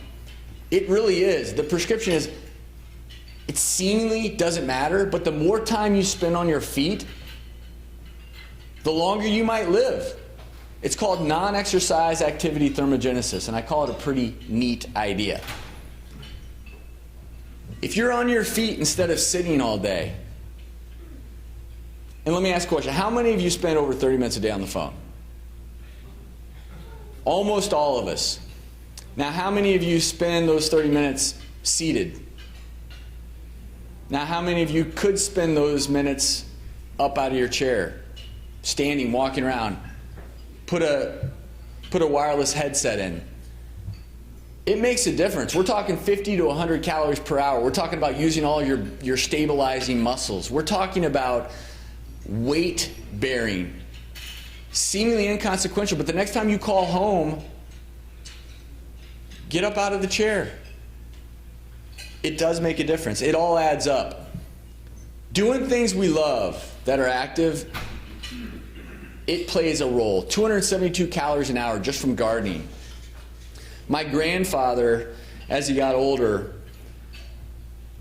he's a farmer, and it was difficult for him because I saw his physical abilities were diminishing. He suffered from diabetes and multiple other chronic diseases. But after my grandmother died, he spent the last 10 years of his life tending his garden. And it brought him so much joy, and it was just enough activity to get him out of the house that he actually managed his type 2 diabetes and other chronic diseases for an additional 12 years after my grandmother died and lived to the age of 94. And you know what the last thing he did was before he went to the hospital? He won the Blue Ribbon Prize for the most beautiful set of flowers at the county fair. And that to me is what I call good living. And he's doing it for not only his emotional health, but his physical health. You know, when you start talking about working out, the Journal of Sports Medicine and Physical Fitness looked at families that played together, and they actually found that families that just played together, that ran around, played ball, dodgeball, they burned just as many calories in some cases and had just as good of a workout as a quote-unquote formal workout in terms of going to the gym. These things add up. And I'm going to be silly for a moment here because I'm a big believer that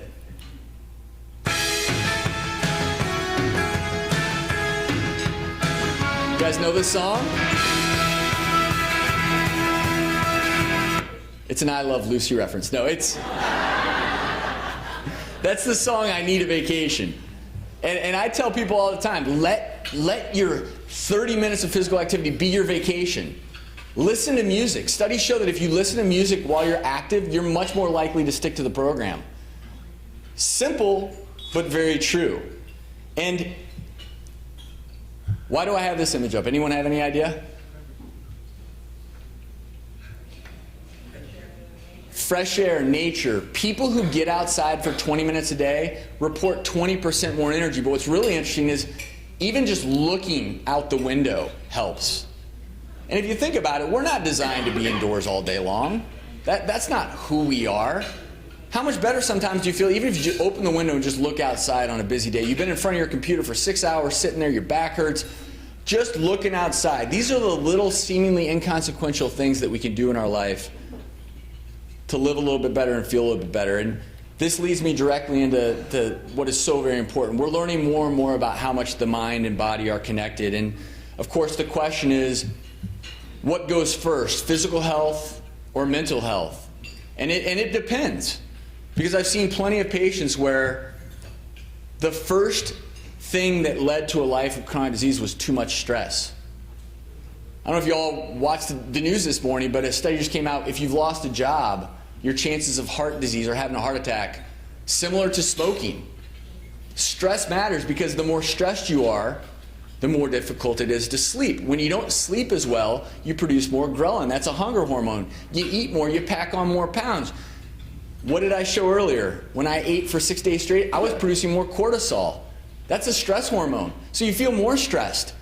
Now, we typically address that, and again, this is not universal, but we typically don't have time with patients to truly address the root cause. So we might prescribe sleeping medicines or anti-anxiety medicines, which in some acute cases are absolutely necessary. But then stress becomes more and more prevalent because you're now dependent on something. And the only reason I show this slide is it's getting back to the mind-body connection. The Journal of Clinical Psychology showed that 29.5% of depressed patients went into remission from moderate exercise alone. That doesn't mean that many people with depression and mental health disorders don't need to be on medication, but that's a pretty staggering statistic. 29.5% went into remission from moderate activity alone. And so I could have a slide up here that says poor health can lead to unhappiness, but I prefer to look at it as good health truly can lead to better happiness. And that leads us to the doctor-patient relationship. If health leads to happiness, your doctor is not only your partner in health, but your doctor should be your partner in happiness. Your doctor should be your partner in health, happiness, and not just disease. This is a gentleman I saw in the emergency department, the nicest guy who had high blood pressure, extremely high blood pressure, unchecked for many, many years, developed kidney failure, and then came into the emergency department with a clot in his dialysis shunt. Imagine if we had addressed his high blood pressure, how different his life would be. The average Medicare patient with one chronic condition sees 4 physicians a year. Those with 5 or more chronic conditions see 14 different physicians a year. So what can we do? We've talked about a lot of these today, so I'm not going to spend too much time, but obviously I'm a big believer in prevention and education, but not just education of the population, not just education of our patients.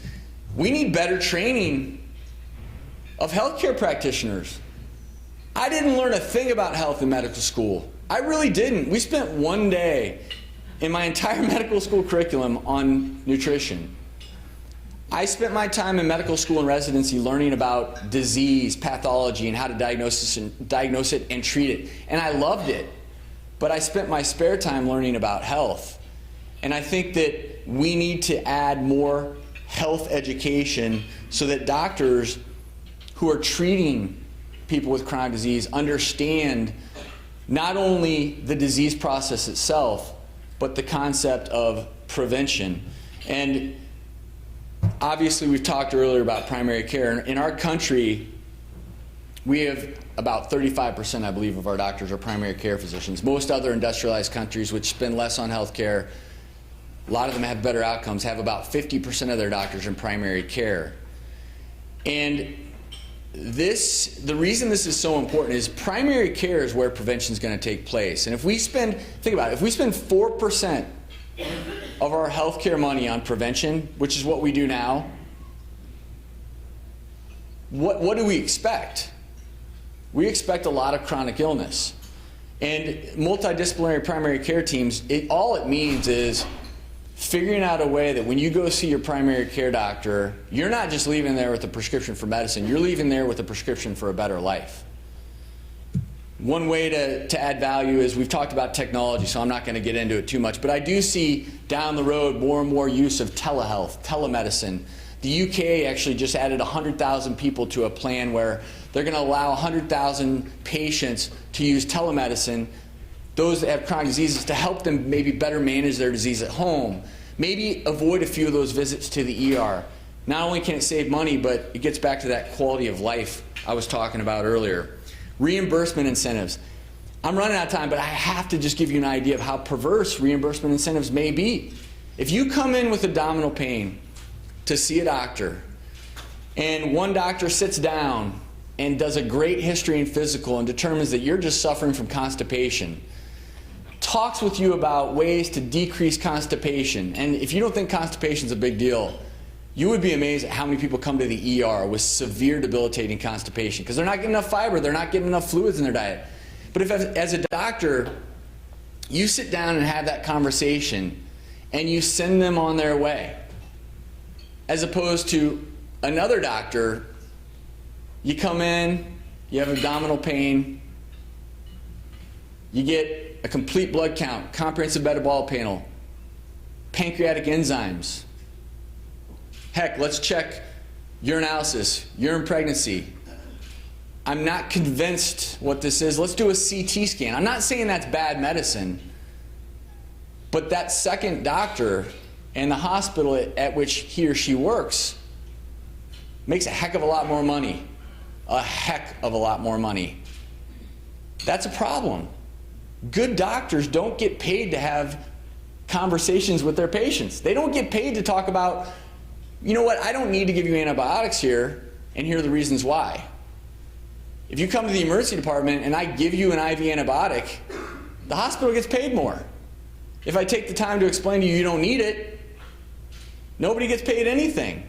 And I'm not here to imply that doctors are making conscious decisions. What I'm saying is that sometimes there's a disconnect between reimbursement and doing the right thing. And that's why a lot of health economists predict that a third of our dollars, a third of all the healthcare dollars we spend, wasted money or unnecessary care. That's a big deal. A lot of science out there, it's on patients that don't have chronic diseases. So we need better science to look at patients who have 5 or more chronic diseases. What is the best way to actually take care of them in true trials? End-of-life care, this is a big one. I don't have time to really get into it, but I'm a big believer in having a discussion, because I've seen it one too many times where someone doesn't really want to spend their last night in the emergency department, but in that last moment, you know, they've been living with these chronic diseases their whole life, and all they wanted was a little peace at the end. But they're in an assisted living facility, and someone got a little antsy. They send them to the emergency department. They forgot the advance directive, and I have a duty and an obligation, because a lot of times these patients, they may have dementia. They may be comatose. I have a duty and an obligation as an emergency medicine physician, if I do not know what your end-of-life care plan was, to do things that sometimes you may not have wanted me to do. And these are conversations that I truly believe can improve quality of life. There's a lot of debate as to what it does as far as costs go, but to me it's more about quality of life. And my final thought when it comes to government is, we can't tell people what to do, but we certainly can show them, and we can give people the tools that they need. And whether it's, like I said before, building more trails or government incentives. And we don't have time to talk about all the ideas that are out there. We don't have time to talk about Mayor Bloomberg's proposal and what it may or may not do. We don't have time to talk about taxing certain foods that may be toxic to us. But what we do have one last moment to talk about is an idea that I believe is absolutely crucial. We've never had more healthy choices in this country. We've never had so many. but we've also never had so many unhealthy choices. In the end, health, it's not always an individual choice. You can do all the right things in life, but still end up unhealthy. And I'd like to believe that we have a caring and compassionate healthcare system that does everything it can to provide the care that's necessary. But we need to do a better job of stacking the odds in our patients' favor. Because in the end, as I said earlier, avoiding chronic disease, being healthy, it's about more beautiful sunsets and more beautiful sunrises with those that you love. It's about those moments that take your breath away, not the moments that you're short of breath. Thank you very much.